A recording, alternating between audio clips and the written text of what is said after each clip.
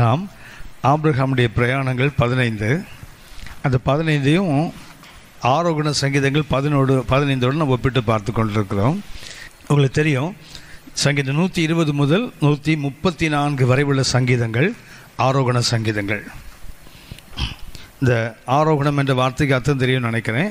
ஏறி போவது, அசென்ட், ஏறி போவது. இதில் அந்த 15 சங்கீதங்களை ஆபிரகாமுடைய வாழ்க்கையில் 15 பயணங்கள். ஆபிரகாம் ஊர் என்ற இடத்திலிருந்து புறப்பட்டு அவர் மக்பேலா குகையில் கொண்டு அடக்கம் பண்ணுற வரைக்கும் அவருடைய வாழ்க்கையில் 15 பயணங்கள். அந்த 15 பயணங்களையும் ஏன்னா அந்த பயணங்கள் ஒவ்வொன்றுமே ஒரு படி அப்படி ஏறி போவது. ஞாபகம் இருக்கும்னு நினைக்கிறேன். சங்கீதம் 120 நீங்கள் அறிந்திருப்பீர்கள். அந்த அந்த சங்கீதத்தின் அர்த்தம் என்னென்னா பாடுகள். ஆக்சுவலாக அந்த முதலாம் சங்கீதம் இருக்கு இல்லையா, அந்த 120ஆம் சங்கீதம், அது ஆரோகண சங்கீதத்தில் முதல் சங்கீதம் 120. அந்த 120ஓட மைய கருத்து என்ன தெரியுங்களா? அஃப்ளிக்ஷன், அதாவது உபத்திரவங்கள், பாடுகள். 121ஆம் சங்கீதத்தை பார்த்தீங்கன்னா தேவனை நோக்கி பார்ப்பது. 120ஆம் சங்கீதம் 120ஆம் சங்கீதத்தை பார்த்தீங்கன்னா அது கருத்து என்னென்னா அஃப்ளிக்ஷன், அது பாடுகள்.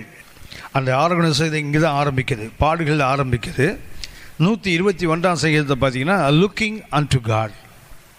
121ஆம் சங்கீதம் பார்த்தீங்கன்னா லுக்கிங் டு காட், அதாவது தேவனை நோக்கி பார்ப்பது, தேவனை நோக்குவது. 120ஆம் சங்கீதத்தில் பாடுகள். 121 பாடுகள் என்ன செய்வாங்க? எனக்கு ஒத்தாசை வரும் பருவத்துக்கு நேராக என் கண்களை ஏறெடுப்பேன். அதான் அந்த 2ஆவது சங்கீதம். 122ஆவது சங்கீதம் நாம் அறிந்திருக்கிற ஒன்று ஐக்கியத்தில் கிடைக்கின்ற சந்தோஷம். 122 ஜாய் இன் கம்யூனியன், அதாவது ஐக்கியத்தின் மகிழ்ச்சி. 120ஆம் சங்கீதம் என்ன? ஐக்கியத்தில் தான் என்ன கிடைக்கும்? மகிழ்ச்சி கிடைக்கும். ஐக்கியம் இல்லாத வாழ்க்கையில் கண்டிப்பாக மகிழ்ச்சிக்கு வாய்ப்பே இல்லை. அடுத்த சங்கீதம் அந்த 123ஆம் சங்கீதம் ஆங்கிலத்தில் இன்வோகேஷன் என்று சொல்லணும். அதான் இன்வோகேஷன், அதாவது பிரார்த்தனை, வேண்டுதல். சங்கீதம் 123 நான் கவனிக்கிற கருத்து இன்வோகேஷன். 24ஆம் சங்கீதத்தில் நாம் கவனிக்கிற கருத்து தேங்க்ஸ் கிவிங்.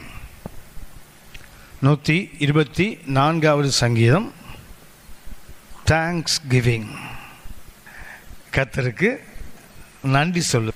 124ஆம் சங்கீதத்தில் உள்ள மைய கருத்து என்ன சொன்னால் தேங்க்ஸ் கிவிங், கர்த்தருக்கு நன்றி சொல்லுவது. 125ஆம் சங்கீதம் உறுதிப்பாடு அல்லது அசைக்க முடியாத நம்பிக்கை, கான்ஃபிடென்ஸ். ஆங்கிலத்தில் அதுக்கு பயன்படுத்த வார்த்தை கான்ஃபிடென்ஸ், தேவன் மேல் வைக்கிற உறுதி. நம்ம ஆக்சுவலாக இது வரைக்கும் கவனிச்சிட்டோம் சங்கீதங்களை. 125 கவனிப்போம், கொஞ்சம் எனக்கு கொஞ்சம் பார்த்துருப்போம்னு நினைக்கிறேன். டச் பண்ணியிருக்கோம், ஃபுல்லாக பார்க்கலனால நம்ம அதை கவனிப்போம். முதல்ல ஓவராலாக அந்த 15 சங்கீதங்களுடைய மைய கருத்தை கவனிச்சுட்டு அதுக்கப்புறம் 125 நம்ம ஆரம்பிக்கும். 124 வரைக்கும் ஏற்கனவே சங்கீதங்களை நம்ம எடுத்திருக்கிறோம். அடுத்தது 125ஆம் சங்கீதத்தில் என்ன இருக்குது? கான்ஃபிடென்ஸ், அதாவது தேவன் மேல் வைக்கிற நம்பிக்கை. அதுக்கு அடுத்தது 126ஆம் சங்கீதம். 126ஆம் சங்கீதம் பொறுமை, பேஷன்ஸ் சொல்லப்போனால் patient, waiting for, patient waiting for deliverance, விடுதலைக்காக பொறுமையோடு காத்திருத்தல். 126ஆம் சங்கீதத்தினுடைய மைய கருத்து என்னன்னு சொன்னால் பேஷண்ட் வெயிட்டிங் ஃபார் டெலிவரன்ஸ். 120ஆம் சங்கீதம் அஃப்ளிக்ஷன் அல்லது பாடுகள். 121ஆம் சங்கீதம் லுக்கிங் டு காட், தேவனை நோக்கி பார்ப்பது. 122ஆம் சங்கீதம் ஜாய் இன் கம்யூனியன், அது ஐக்கியத்தினால் கிடைக்கின்ற சந்தோஷங்கள், மகிழ்ச்சி. 4வது இன்வோகேஷன், பிரார்த்தனை. 5வது தேங்க்ஸ் கிவிங். 6வது கான்ஃபிடென்ஸ், அதாவது 125ஆம் சங்கீதம் கான்ஃபிடென்ஸ். 126ஆம் சங்கீதம் மீட்புக்காக அல்லது ரட்சிப்புக்காக தேவனை நோக்கி பொறுமையோடு காத்திருப்பது. இதுக்கு அடுத்தது 127ஆம் சங்கீதம். 127ஆம் சங்கீதம் காட்ஸ் கிரேஸ் அண்ட் ஃபேவர், கர்த்தருடைய கிருபையும் அவரது தயவும். 127ஆம் சங்கீதம் காட்ஸ் கிரேஸ் அண்ட் ஃபேவர், தயவு, கிருபையும் தயவும். இது 127ஆம் சங்கீதத்தினுடைய மைய கருத்து, காட்ஸ் கிரேஸ் அண்ட் ஃபேவர். 128ஆம் சங்கீதம் ஃபியர் ஆஃப் த லார்ட், கர்த்தருக்கு பயப்படுகிற பயம். 128 ஃபியர் ஆஃப் த லார்ட், கர்த்தருக்கு பயந்து அவர்கள் நடக்கிறவன் எவனோ அவன் பாக்கியவான். அப்படின்னா 128ஆம் சங்கீதத்தின் மைய கருத்துல ஃபியர் ஆஃப் த லார்ட், கர்த்தருக்கு பயப்படுகிற பயம். 129ஆம் சங்கீதம் 129 மார்ட்டியர்டோம். மார்ட்டியர்டோம்னா இரத்த சாட்சியாக சாகிறது. மார்ட்டியர்டோம், மார்ட்டியர்டோம் 129ஆம் சங்கீதம். 130ஆம் சங்கீதம் பாவத்தின் மேல் வெறுப்பு, ஹேட்ரட் இன் சின். பாவத்தின் மேல் என்ன வரணும்? ஒரு வெறுப்பு உண்டாகணும். ஹேட்ரட் ஆஃப் சின் எழுதிக்குங்க. பாவத்தின் மேல் வருகின்ற வெறுப்பு. 131ஆம் சங்கீதம் ஹியூமிலிட்டி, தாழ்மை. 131 தாழ்மை. இது ஞாபகம் இருக்கும்னு நினைக்கிறேன். சாந்தமும் மனத்தாழ்மை. சாந்தம் வேறு வார்த்தை, இந்த தாழ்மை ஹியூமிலிட்டி என்பது ஆக்சுவலாக மனத்தாழ்மை. ஏசு சொல்வார் இல்லையா, நான் சாந்தமும் மனத்தாழ்மையோடு இருக்கேன் இல்லையா. அந்த சாந்தம் என்பது நம்முடைய உள்ளே இருக்கக்கூடிய எண்ணம். மனத்தாழ்மை என்பது வெளியே வருகின்ற செயல். அதாவது சாந்தம் என்பது ஆட்டிடியூட், ஆனால் மனத்தாழ்மை என்பது ஆக்ஷன். அதாவது இது உள்ளே இருக்கிறது, இது வெளியே காட்டப்படுவது. இது சிந்தனை, அது செயல். அந்த தாழ்மை என்பது ஆக்சுவலாக இன்றைக்கி மனசுக்குள்ளே நிறைய பேருக்கு இருக்குது, ஆனால் வெளியே காட்ட முடியல. தாழ்மையாக இருக்குன்னு நினைப்பாங்க, வள்ளுன்னு பிடிங்கிடுவாங்க கோபத்தில். ஏன்னா அந்த ஆட்டிடியூடுக்கு ஆக்ஷனுக்கு நிறைய வித்தியாசம் இருக்குது. தீமோத்தேயு பவுல் எழுதும்போது சொல்லுவார், அது வாசிங்களேன். 1 தீமோத்தேயு 4ஆம் அதிகாரம் 10ஆம் வசனம் கொஞ்சம் வாசிங்க. 1 தீமோத்தேயு 4, 1 தீமோத்தேயு 12 வாசிமா. உன் இளமையை குறித்து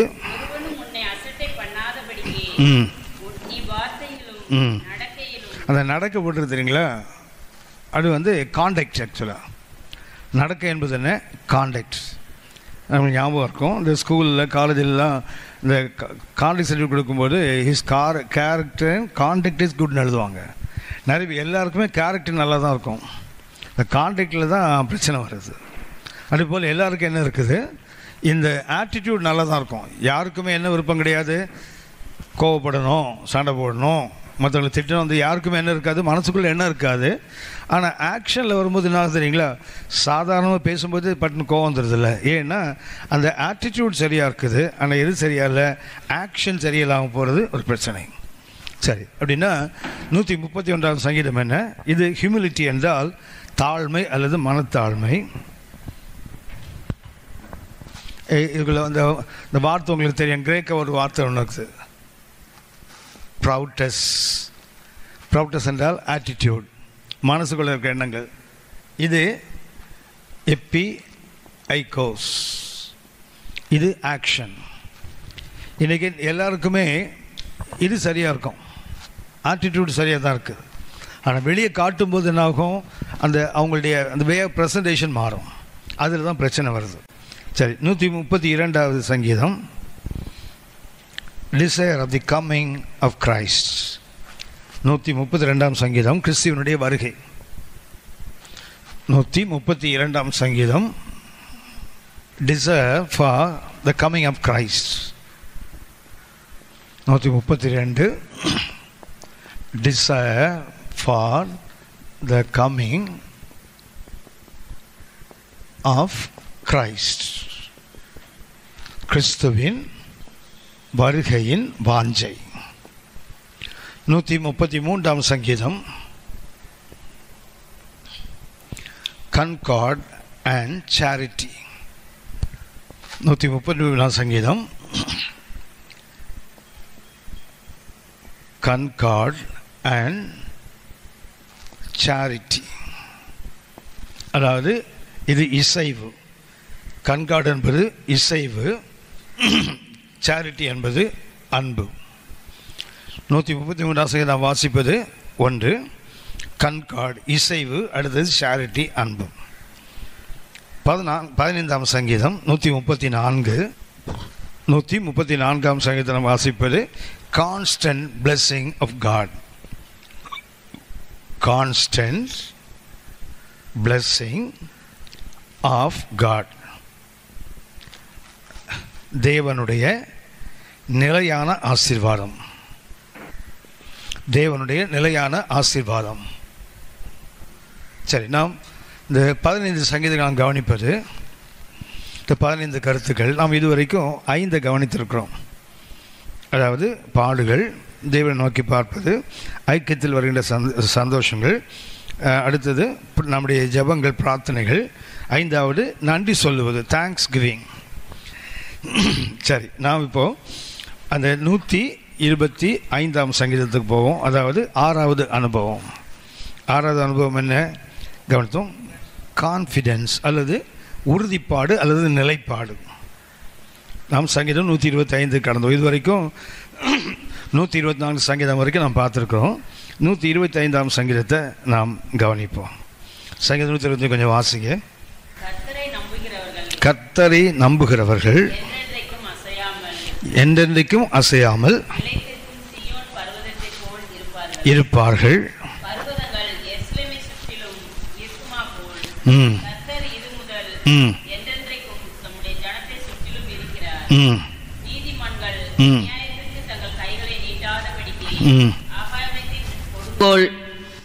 நீதிமான்களுடைய சுதந்திரத்தின் மேல் நிலைத்திராது. பார்த்தீங்கன்னா அதில் ஒரு கான்ஃபிடென்ஸை, ஒரு நம்பிக்கையை பார்க்கிறோம். சரியா? அதை நம்ம ஆபிரகாமுடைய பயணங்கள் இது வரைக்கும் 5 கவனித்திருக்கிறோம். இது 6வது பயணம். முதல் பயணம் என்ன? திரு முழிக்கிறது, அழைப்பின் பயணம். 2வது என்ன? ஆமாம், பணியின் பயணம். இன்னைக்கு கிளாஸ் இருக்குன்னு சும்மா பழைய நோட்டு இப்படி திருப்பியாவது பார்த்தீங்களா? அது மறந்து போச்சு அதுக்குள்ள. சரி, 2வது பயணம் என்ன? பணியின் பயணம். 3வதாக ஆராதனையின் பயணம். 4வது பயணம் பாடுகளின் பயணம். 5வது நாம் கவனித்தது இரக்கத்தின் ஜேர்னி ஆஃப் கண்டசன்ஷன். அது இரக்கத்தின் பயணம். இது 6வது பயணத்துக்கு பேர் என்ன பேர் சொன்னால் ஜேர்னி ஆஃப் ரைசிங், அதாவது எழுச்சியின் பயணம். இந்த ஆபிரகாமுடைய 6வது பயணத்துக்கு தலைப்பு என்ன கொடுக்கணும் அப்படின்னா ஜேர்னி ஆஃப் ரைசிங், அதாவது எழுப்புதலின் பயணம். இந்த சங்கீதங்களும் சரி, ஆபிரகாமுடைய பயணங்களும் சரி பார்த்தீங்கன்னா ஒரு நல்ல ஒரு ஒற்றுமை இருக்காங்க. அது இதில் நாம் என்ன கவனிக்கிறோம்? இந்த பயணத்துக்கு பேர் என்ன பேர்? 6வது பயணம். இந்த பயணத்துக்கு பேர் என்ன? 6வது பயணம், எழுப்புதல், ஜேர்னி ஆஃப் ரைசிங். என்ன பயணம் இது? ஜேர்னி ஆஃப் ரைசிங், அதாவது எழுச்சியின் பயணம். அந்த எழுச்சியின் பயணத்துக்கு என்ன வேண்டும் அப்படின்னா நமக்கு முதல்ல ஒரு நம்பிக்கை வேணும். அதான் சொன்னேன், சங்கீதம் 126 பார்க்குறது கான்ஃபிடென்ஸ், அதாவது மனபலம் மாத்திரமல்ல, ஒரு நம்பிக்கை வேண்டும் நமக்கு. கர்த்தர் எல்லாத்தையும் செய்து முடிப்பார். அந்த நம்பிக்கை இருக்கு இல்லையா? அந்த நம்பிக்கை இல்லாவிட்டால் என்ன செய்ய முடியாது? இந்த பயணத்துக்குள்ளே நாம் வர முடியாது. நமக்கு தெரியும், சங்கீதம் 84:5 நாம் அடிப்படையாக தான் இந்த பாடத்தை கவனிக்கிறோம். உண்மையிலே பலன் கொள்ளுகிற மனுஷனும் தங்கள் இருதயங்களில் செம்மையான வழிகளை கொண்டிருக்கிற மனுஷனும் பாக்கியவான்கள். அந்த செம்மையான வழி தான் நம்முடைய புனித பயணங்கிற தலைப்பு நாம் எடுத்துக்கொண்டிருக்கிறோம். செம்மையான வழி என்பதற்கு அந்த ஞாபகம் இருக்கும், மெஸ்ஸில்லா, அந்த வார்த்தை ஞாபகம் இருக்கா? மெஸ்ஸில்லா என்ற அர்த்தம் என்ன? புனித பயணம். அந்த புதுமை பயணத்தில் அவங்களுக்கு என்ன இருக்குதுன்னா, தேவனில் என்ன செய்கிறாங்க, உண்மையிலே பலன் கொள்ளுகிறவர்கள். அப்படின்னா தேவன் பலப்படுத்துகிறார் என்பதை காட்டில் இவங்க என்ன பண்ணுறாங்க, தேவனில் பலப்படுறாங்க. அப்படின்னா எழுச்சியின் இப்போ இன்றைக்கி பார்த்தீங்கன்னா எழுப்புதல்னு சொல்கிறாங்க இல்லையா, ரிவைவல்னு ஒன்று சொல்கிறாங்களே. எழுப்புதல் என்பதுக்கு அர்த்தம் என்னன்னு சொன்னால், நாம் இன்றைக்கி இப்படி வைப்ரேட் ஆகிறது, இல்லை ட்ரம் அடிக்கிறது, இல்லை வல்லமையாக தள்ளுறது, என்னவோ பண்ணிகிட்டு இருக்கோங்க இல்லையா. எழுப்புதல் என்பதில் அடிப்படை என்ன தெரியுங்களா, ஒரு தனிப்பட்ட தேவ பிள்ளையோட அர்ப்பணிப்பு, அது பேர் தான் எழுப்புதல். ஸோ ஒரு வழியில் போயிட்டே இருக்கிறோம் தெரியுங்களா, இன்றைக்கி என்ன பண்ணுறேன்னு ஒரு புதிய தீர்மானத்தை எடுக்கிறோம். இனி நான் புதுசாக ஒன்று செய்ய போகிறேன், இல்லை நான் இது வரைக்கும் இருந்தது போல இருக்க மாட்டேன், ஒரு மாற்று தேவனுக்கு ஒன்று செய்ய போகிறேன். அந்த தீர்மானத்துக்கு பேர் தான் எழுப்புதல். அதுக்கு அர்த்தம் என்னென்னா, நாம் எழும்புனா தான் எழுப்புதல் வருமே தவிர, ஒரு ட்ரம் அடிக்கிறதுனால, ஒரு பெரிய ஆவிக்குறை கூட்டத்துக்கு போகிறதுனால, பாடுறதுனால வராது. ஏன்னா அது வெளியே இருந்து வராது. வெளியே இருந்து வருவது தெரியுங்களா, ஈஸியாக போயிடும். உள்ளே இருந்து வருவது தான் நிலச்சி நிற்கும். வெளியே இருந்து வருவது என்ன ஆகாது, ரொம்ப நாள் நிற்காது. உங்களுக்கு தெரிந்த வசனம் சங்கீதம் 39:3 வாசிங்க. சங்கீதம் 39:3. என் இருதயம் எனக்குள்ளே அனல் கொண்டது. கவனிச்சிங்களா, எது எங்கே அனல் கொள்ளணும்னா, என் இருதயம் எனக்குள்ளே அனல் கொள்ளணும், நான் தியானிக்கையில் அக்னி மூலணும். அப்படின்னா வெளியே இருந்து வர்றதுக்கு பார்த்துருக்கீங்களா, ரொம்ப நாள் நிற்காது, போயிடும். உங்களுக்கு தெரியுமே, ஹாப்பின்னு சொல்கிறாங்க இல்லையா. ஹாப்பி என்றால் என்ன, சந்தோஷம். சந்தோஷம். சந்தோஷம் என்றால் என்ன, ஹாப்பி. உங்களை கேட்டேன் பாருங்க நான். சந்தோஷம் என்றால் என்னன்னு கேட்டால் ஹாப்பி. ஹாப்பினா சந்தோஷமா, சந்தோஷம்னா என்ன அப்புறம், சந்தோஷம்னா சந்தோஷம், இதுக்கு ஒரு கேள்வியா, கவனித்துக் கொள்ளுங்கள். இந்த சந்தோஷம் என்பதுக்கு ஆங்கிலத்தில் என்ன, ஹாப்பின்னு சொல்கிறாங்க இல்லையா. ஹாப்பி என்பது எங்கே இருந்தால் ஹாப்பனிங் என்ற வார்த்தையிலேருந்து ஹாப்பி என்ற வார்த்தை வருது. சந்தோஷத்துக்கு பயன்படுத்த ஆங்கில வார்த்தை இருக்குது ஹாப்பி. இந்த ஹாப்பி என்பது எங்கேருந்து வருது, ஹாப்பனிங். அதாவது நம்ம வாழ்க்கையில் ஒன்று நடக்குது தெரியுங்களா, அதனால் வருவதுன்னு அர்த்தம். ஹாப்பி என்ற வார்த்தைக்கு அர்த்தம் என்ன, something happens in our life. நம்ம வாழ்க்கையில் ஒன்று நடக்குது, அது என்ன பண்ண நமக்கு ஒரு சந்தோஷத்தை கொடுக்கு இல்லையா. இப்போ சந்தோஷம் இருக்குதுன்னு something happening in our life. நம்ம வாழ்க்கையில் நடக்கக்கூடிய ஒரு நிகழ்ச்சி என்ன பண்ணோம், அது சந்தோஷம் என்றால் அந்த ஹாப்பி என்ற வார்த்தை இந்த ஹேப்பனிங் என்ற வார்த்தை தான் வருது. உங்களுக்கு ஞாபகம் இருக்குது, ஹோப் ஞாபகம் இருக்குதா, ஹோப், ஹோப் ஞாபகம் இருக்கா. ஹோப்னா என்ன, ஹோப் என்றால் நம்பிக்கை, நம்பிக்கை என்றால் என்ன, ஹோப்பு. எனக்கு தெரியும், நான் உங்களுக்கு சொல்லியிருக்கேன். Health opportunity for people everywhere, இதான் ஹோப். HOPE, hope. ஹோப் என்பது ஒரு அப்ரிவேட்டட் வார்த்தை. அது ஹோப் என்பது என்ன, நம்பிக்கைன்னு சொல்கிறோம் இல்லையா. அங்கே க்ரீக்கில் வந்து பார்த்திங்கன்னா அதுக்கு வேறு வார்த்தை எல்பிஸ்ன்ற வார்த்தை பயன்படுத்துவாங்க. ஆனால் இது ஒரு ஆங்கில இத்தனை வார்த்தைகளோட சுருக்கம் தான் hope. Health opportunity for people every. அதுக்கு அர்த்தம் என்ன, இயேசுவில் நீ நம்பிக்கை வைக்கும்போது உனக்கு என்ன ஆகும் அப்படின்னா, நீ உலகத்தில் எந்த மூலையில் இருந்தாலும் சரிதான், நீயும் சுகமடைவதற்கு உனக்கு ஒரு வாய்ப்பு இருக்கிறது. ஹெல்த் ஆப்பர்ச்சுனிட்டி, அப்படி சுகமடைவதற்கு, விடுதலை பெறுவதற்கு உனக்கு என்ன இருக்குது, ஒரு சந்தர்ப்பம் கிடைக்குது. யார் மூலம் எப்போ அப்படின்னா, நீ எந்த நாட்டை சேர்ந்தாலும் சரிதான், நீ எந்த மூலையில் இருந்தாலும் சரிதான், இயேசுவில் நம்பிக்கை வைக்கும்போது என்ன ஆகுன்னா, you have an opportunity for health. ஆவி ஆத்மா சரீரத்தை உனக்கு சுகம் வேணுமா, என்ன பண்ணும், உனக்கு ஒரு வாய்ப்பு இருக்குது. அந்த வாய்ப்பு என்ன செய்யணும், நீ யாராக இருந்தாலும் இயேசு கொடுப்பார். அந்த ஹோப் என்பது அப்ரிவேஷன். இப்போ டிக்ஷனரி எடுத்து பார்த்தீங்கன்னா ஹோப்புக்கு இப்படி தான் அதை ஃபுல் ஃபார்ம் பண்ணியிருப்பாங்க. ஆனால் நமக்கு நிறைய வார்த்தைகள் தெரியும், ஆனால் நிறைய வார்த்தை தெரியாது. நம்பிக்கைன்னா ஹோப் பண்ணுவோம், ஹோப் பண்ணால் நம்பிக்கைம்போம். அதே போல் ஹாப்பின்னா சந்தோஷம், சந்தோஷம்னா ஹாப்பி. அந்த வார்த்தைக்கு பின்னாடி ஒரு பெரிய கருத்தே இருக்குது. ஹாப்பனிங், நம்ம வாழ்க்கையில் என்ன நடக்குதோ அப்படின்னா, இந்த ஹாப்பனிங் இருக்குது தெரியுங்களா, வெளியே இருந்து வர்றதுனால அப்பப்போ காணாமல் போயிடும். இந்த ஹாப்பனிங் இருக்குது தெரியுங்களா, எங்கேருந்து வருது. ஸோ சம்திங் ஹேப்பன்ஸ், அது நடக்கும்போது ஜாலி, அது இல்லாத போது காலி ஆகும். ஒரு வெட்டிங் டே வந்தால் என்ன ஆகுது, எனக்கு ஒன்று நடந்து தொலைச்சிது, வேறு வழியில் சிரிச்சே ஆகணும். அன்னைக்கு சரியா சிரிக்காமல் நடிச்சாவது ஆகணும். கறி குழம்பு வச்சுட்டு அவன் தலையில் ஊற்றியாவது ஆகணும். ஏன்னா நமக்கு நடந்துச்சுல்ல. ஆனால் ஜாய் என்பது உள்ளே இருந்து வர்றது. இந்த ஹாப்பனிங் என்ன எப்போ ஏன் காணாமல் போயிடுது, சங்கீதம் 4:7 நமக்கு தெரியும். அவர்களுக்கு திராட்சை ரசமும் தானியமும் பெருகிற காலத்தில் சந்தோஷம். அப்படி அர்த்தம் என்ன, சம்திங் இஸ் ஹேப்பனிங். ஒரு ஆயில் வருது, ஒரு வைன் வருது, என்ன பண்ணுவாங்க உடனே, ஹாப்பி. அது இல்லாமல் போனால், அத்திமரம் துளி விடாமல் போனாலும், ஏன் கர்த்தருக்குள். அப்போ ஜாய் எங்கே இருக்குன்னா உள்ளே இருக்குது. அடுத்த சங்கீதம் 39:3 வாசித்தோம், என் இருதயம் எனக்குள்ளே அனல் கொண்டது, நான் தியானிக்கையில் அக்னி மூடுது. அப்படின்னா எழுப்புதல் என்பது வெளியே இருந்து வந்தால் ரொம்ப நேரம் நிற்காது. இந்த பழைய காலத்து அயன் பாக்ஸ் எல்லாம் பார்த்தீங்கன்னா பின் பண்ணிங்கன்னா ஒரு அரை மணி நேரம் நீங்கள் வீட்டை சுற்றிட்டு வந்துடலாம், அவ்வளோ நேரம் அவங்க சூடாகிறதுக்கு. ஆமாம், அது பாட்டுக்கு ஒரு ஒரு ஒரு மாமங்க எடுத்துங்க அது பாட்டுக்கு. ஆனால் இப்போ அப்படின்னா பின் பண்ணினா அப்படியே அயன் பண்ணலாம், இப்போது வெயிட் பண்ணவே வேண்டாம். ஆனால் அந்த பின்னை எடுத்துட்டீங்க அப்போவே கீழே காலி ஆகிடும். அது பார்த்தீங்கன்னா அரை மணி நேரம் சூடு அப்படியே நிற்கும். அரை மணி நேரம் ஹீட் பண்ணிங்கன்னா அரை மணி நேரம் தேய்ச்சி பார்த்தீங்கன்னா அதுக்கப்புறம் ஒரு 4 சட்டையும் தேய்க்கலாம், ஒரு ஆளையும் தேய்ச்சிடலாம், அயன் பண்ணிடலாம். அந்தளவுக்கு ஹீட்டிங். அப்படின்னா எவ்வளோ அவசரமாக வருதோ அவ்வளோ அவசரமாக காணாமல் போயிடும். ஃபாஸ்ட் ஃபுட் இருக்குல்ல, ஃபாஸ்ட்டாக வர்றது காரணம் ஃபாஸ்ட்டாக கூட்டு போகிறதுக்காக, ஈஸியாக கூட்டு போனால் ஃபாஸ்ட்டாக வருது இல்லை. பாருங்க, அன்றைக்கி 3/4 மணி நேரம் ஆகும் சாதம் வடிக்கிறதுக்கு. பார்த்தீங்கன்னா அது வெந்து அடுப்பில் போட்டவன் நொந்து என்ன ஆகுனா அப்படியே கஷ்டப்பட்டு பார்த்துருக்கீங்க, ஊதி ஊதி இவன் நொந்தே போயிடுவான் ஆள். ஆனால் அன்றைக்கி அது ஹெல்த்தியாக தானே இருந்தது.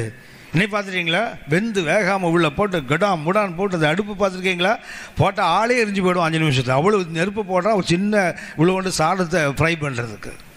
ஏன்னா நமக்கு இன்றைக்கி சம்திங் ஹேப்பன்ஸ், ஆனால் நமக்கு என்ன ஜாய் வருது, சந்தோஷம் வருது. ஆனால் ஜாய் அப்படி இல்லை. எங்கேருந்து வரும்? கர்த்தருக்குள்ளே நாம் இருப்பதுனால, கர்த்தர் நமக்குள்ளே இருப்பதுனால. கவனித்துக்கொள்ளுங்கள், இந்த எழுச்சி இருக்குது தெரியுங்களா, எங்கேருந்து வரணும்? வெளியே இருந்து வரக்கூடாது. வெளியே இருந்து வந்தால் இவர் கூட்டத்துக்கு போனேன், அவர் மீட்டிங்கு போனேன், இவர் பைபிள் ஸ்டடி வந்தேன், இல்லை அவர் உபவாச கூட்டத்துக்கு போனேன், ஒரு எழுப்புதல் வந்ததுன்னா ரொம்ப நேரம் நிற்காது அது. ஏன்னா அது எங்கேருந்து வருது? Something happens in your life. ஏதோ ஒன்று நம்ம வாழ்க்கையில் நடக்குது. அப்போ நமக்கு என்ன உண்டாகுது? We are happy. கூட்டத்துக்கு போனோம், நல்லா பாடினாங்க, நல்ல உற்சாகமாக இருந்தது, நல்ல ஆவியில் நடப்புனாங்க சொல்கிறாங்களே. ஒரு சமயத்தில் ஒரு ஊழியத்துக்கு போனபோது ஒரு கன்வென்ஷன் கூப்பிட்டாங்க. எனக்கு கன்வென்ஷன் அர்த்தமே தெரியாது. எனக்கு தெரிஞ்சதெல்லாம் கன்வென்ஷன் என்றால் வழக்கமாக செய்கிறதுன்னு அர்த்தம், அவ்வளோதான். எனக்கு தெரிஞ்ச இங்கிலீஷ் அவ்வளோதான். அந்த கேட்டாங்க, கூட்டத்துக்கு கூட்டாங்க, கன்வென்ஷன் என்றால் எத்தனை? கன்வென்ஷன்லாம் நடக்கிறது, எப்போவுமே நடக்கிறது. இயேசு வழக்கத்துக்கு முன்னாடி ஆலயத்துக்கு போனார் இல்லையா, அது போல் அது கன்வென்ஷன். நான் நினச்சேன் வழக்கமாக கூட்டத்துக்கு போகிறேன்ல, போயிட்டா ஒரு 3 மாதத்துக்கு முன்னாடியே என்னை பயம் காட்டிகிட்டே இருந்தாங்க. அவங்க என்ன பயம் காட்டினாங்கன்னா, பிரதர் இது ஃபுல் காஸ்பல் சர்ச் பிரதர். நான் கேட்க தோணிச்சு, கேட்கல. எந்த உலகத்தில் சுவிசேஷம் அரை சுவிசேஷம் இருக்குது? எல்லா காஸ்பல் ஃபுல் தானே, அதுக்கப்புறம் இன்னையா அரை சுவிசேஷம் இருக்குதான்னு கேட்டால் இல்லையா, ஃபுல் காஸ்பல் சர்ச்சையா? சரி சரி. 2வது முறை பேசும்போது அதே சொன்னாங்க. நான் கேட்டேன், ஏன்னா மீசை இல்லாமல் வரணுமான்னு கேட்டேன் அவங்கள்ட்ட. இந்த ஃபுல் காஸ்பல் சொல்கிறாங்கள, ஒரு மீசெல்லாம் ஆகாது போலன்னு கேட்டேன். ஏன்னா என்னுடைய நண்பர் ஒருத்தர் சென்னையில் உள்ள ஒரு வேத நல்ல பைபிள் டீச்சர், நெல்லை மாவட்டத்தில் ஒழித்து போனார். போகும்போது மீசையோடு போனால் வரும், மீசை இல்லாமல் வந்தார். நான் நினச்சிக்கிட்டேன் ஒருவேளை ரொம்ப பரிசுத்தமாகிட்டார், ஜாதி ஆகிட்டார் போல மீசை எடுத்துட்டார்னு நினச்சேன். அப்புறம் அங்கேருந்து ஒருவர் வந்தபோது அவர்கிட்ட பேசும்போது சொன்னார், உங்கள் ஆளுக்கு மீசை இல்லாமல் வந்தார், ஏன் தெரியுமான்னு கேட்டார். ஷேவ் பண்ணிப்பார், போயிருக்கோம், இல்லை திடீர்னு கத்த பேசியிருப்பார், மீசை எடுத்துருப்பாருன்னு. அந்த கன்வென்ஷனில் மீசை இருந்தால் பேசக்கூடாதுன்னு திருப்பி அனுப்பிட்டானுங்க அவரை. வேறு வழி இல்லாமல் மீசை எடுத்துகிட்டு அவர் பேசினார். இப்போ பரிசுத்தம் மீசையில் தான் இருக்குது. இப்போ மீசையிலும் தாடியிலையும் தான் இருக்குது. ஒரு வாலிபதமே என்னை கேட்டான், அங்கிள் அந்த ஃப்ரெஞ்சு பியர்டு வச்சுருக்காங்களா, அதை பற்றி நீங்கள்? நான் வச்சுருக்கேன். என்ன கேட்குறான் அவன். அப்படி வந்து அவன் பரலோகம் போக மாட்டேன்னு சொல்கிறாங்களே அங்கிள். டேய் நேரம் கேளு, என்ன ஏன்டா வச்சுருக்கேன்னு கேளு. அதை விட்டுட்டு ஃப்ரெஞ்சு பியர்டு வச்சுருந்தா பரலோகம் போக மாட்டான்னு சொல்கிறாங்களே, அது ஏன் சொல்கிறாங்களே, நீ தானே கேட்குற அப்படின்னு. இல்லை அங்கிள், யூத் மீட்டிங்லாம் சொல்கிறாங்க, இந்த ஃப்ரெஞ்சு பியர்டெலாம் வச்சேன்னா அது உலகத்து வேஷம், நீ நரகம் போயிடுவேன் அப்படின்னு மிரட்டுறாங்க அங்கிள். அது நீங்கள் வச்சுருக்கீங்களா? அது நேரம் கேட்க வேண்டியது தானே எங்கள்கிட்ட. அது ஏன்னா மொத்தமாக தாடி வைக்கணும், இல்லை மொத்தமாக க்ளீன் ஷேப் பண்ணு, ஏன் 2க்கு நடுவில் வச்சுருக்கேன்னு கேட்குறாங்க. நான் சொன்னேன், என்கிட்டே ஒருத்தர் கேட்டார், தாம்பரம்னா இரும்புலியில் இருக்கேன், நல்லா இரும்புலி பக்கத்து சிபிஎம் ஹெட் குவார்ட்டர்ஸ் அங்கே தான் இருக்குது. காலையில் போகிற வாக்கிங் போகிறேன்னா யாராவது வருவாங்க எதிர. ஒரு நாள் ஒருத்தர் கேட்டார், ஊழியம் செய்கிற ஆள் தானே நீங்கள்? ஆமான்னு. அப்புறம் ஏன் இந்த மாதிரி ஃப்ரெஞ்சு பேர்லாம் வச்சுருக்கீங்கன்னாரு. பைபிள் எங்கே போட்டிருக்குதா ஊழியம் செய்தால் ஃப்ரெஞ்சு பேர் வைக்க விடாதுன்னு போட்டிருக்குதா? போடலை. ஆனால் உன்னுடைய தாடியின் ஓரங்களை கத்திரிக்காத, மயிர் கத்திரிக்காதுன்னு போட்டிருக்குல்ல. அதெல்லாம் தாடிக்கு மாத்திரம் இல்லை, முடிக்கும் சேர்த்து தான் போட்டிருக்குது. உன் தலைமையை கூட என்ன பண்ணக்கூடாது, கத்திரிக்காய் போட்டு ஏன் நீ முடி வெட்டுற, ஏன் சதுர வெட்டு அடிக்கிற, விட்டுற வேண்டியது தானே, சாமியார் மாதிரி இன்னும் விட்டுற வேண்டியது தானே அப்படின்னா ஒன்றுமே பேசல போயிட்டார். இப்போ பரிசுத்தம் எங்கே இருக்குன்னா தாடியிலையும் மீசலையும் பேண்ட்லேயும் ஷர்ட்லேயும் தான் இருக்குது, உள்ளே இல்லை பரிசுத்தம். ஆமாம் ஆமாம் ஆமாம். அதுதான் இப்போ என்ன பண்ணுவாங்கன்னா இந்த ஃப்ரெஞ்சு பீரியட் கூட என்ன பண்ணுவான், இப்படி கட் பண்ணி எடுத்துருவானுங்க. இப்படி பார்த்தீங்கன்னா ஒரு கேப்பு ஒரு சின்ன அப்படி இந்த புல் கட் பண்ணுறது தெரியுங்களா, அது மாதிரி இப்படி கட் பண்ணி விட்டுருவானுங்க. ஸோ அதுக்கு யாராவது யூத் மீட்டில் பேசியிருப்பார், இப்படிலாம் பண்ணக்கூடாதுங்கிறதுக்கு பேசியிருப்பார். அவன் எங்கே வரான் பாருங்களேன், 63 வயசு கிழவனை வந்து பிடிக்கிறான். அவன் உனக்கு 16 வயசு ஆளுக்கு சொன்னால் நீ அதில் ஒழுங்காக இருந்தான்னு சொன்னால் 63 வயசு கிழவனை வந்து பிடிக்கிறான் பாருங்களேன். ஏன் நீ தாடி வச்சிருக்கிற? நான் சொன்னேன் தாடி வச்சுக்க நிறைய காரணம் இருக்குப்பா, உனக்கு சொல்லணும்னா சொல்கிறேன், சொல்லுங்க அங்கிள் அப்படின்னா. முதல்ல எனக்கு இந்த இடத்துல ஒரு பிரச்சனை இருந்தது, ஷேவ் பண்ணும்போதெல்லாம் அந்த இடம் வந்து இச்சஸ் வரும். அதுக்காக என்ன பண்ணேன்னா தாடியை விட்டால் என் ஒய்ஃபுக்கு தாடிக்கு நேரம் ஆன்டியாவா, தாடி வச்சுட்டா வீட்டிலே வரக்கூடாதும்பா. சரி தாடி தான் வச்சுக்க, மீசை எடுத்துறேன்னா மீசை இருக்கணும் தாடி இருக்கக்கூடாது. பார்த்தேன் உனக்கு மீசை இருக்கணும் எனக்கு தாடி இருக்கணும், ரெண்டும் சேர்த்து விட்டுறேன், அவ்வளோதான். ரெண்டுக்கு நடுவில் காம்ப்ரமைஸ், உனக்காக மீசை எனக்காக தாடி, அவ்வளோதான். எனக்கு இது ஷேவ் பண்ணுற மாதிரி கஷ்டம் உலகத்தில் வேறு எதுவுமே கிடையாது, பயங்கர. அது எப்படின்னா அது சின்ன வயசாக இருக்கும்போது பென்சில் இருக்குது தெரியுங்களா, பென்சிலில் பிளேடை மாட்டிட்டு இந்த ரேசர் மாட்டான் தெரியுங்களா, ஏன்னா ரேசர் எவனும் கொடுக்க மாட்டான், அப்போல்லாம் மாட்டிட்டு அப்படி இழுத்து பார்க்குறது. அப்போ ஒரு ஆசை தாடி வந்துடணும்னு.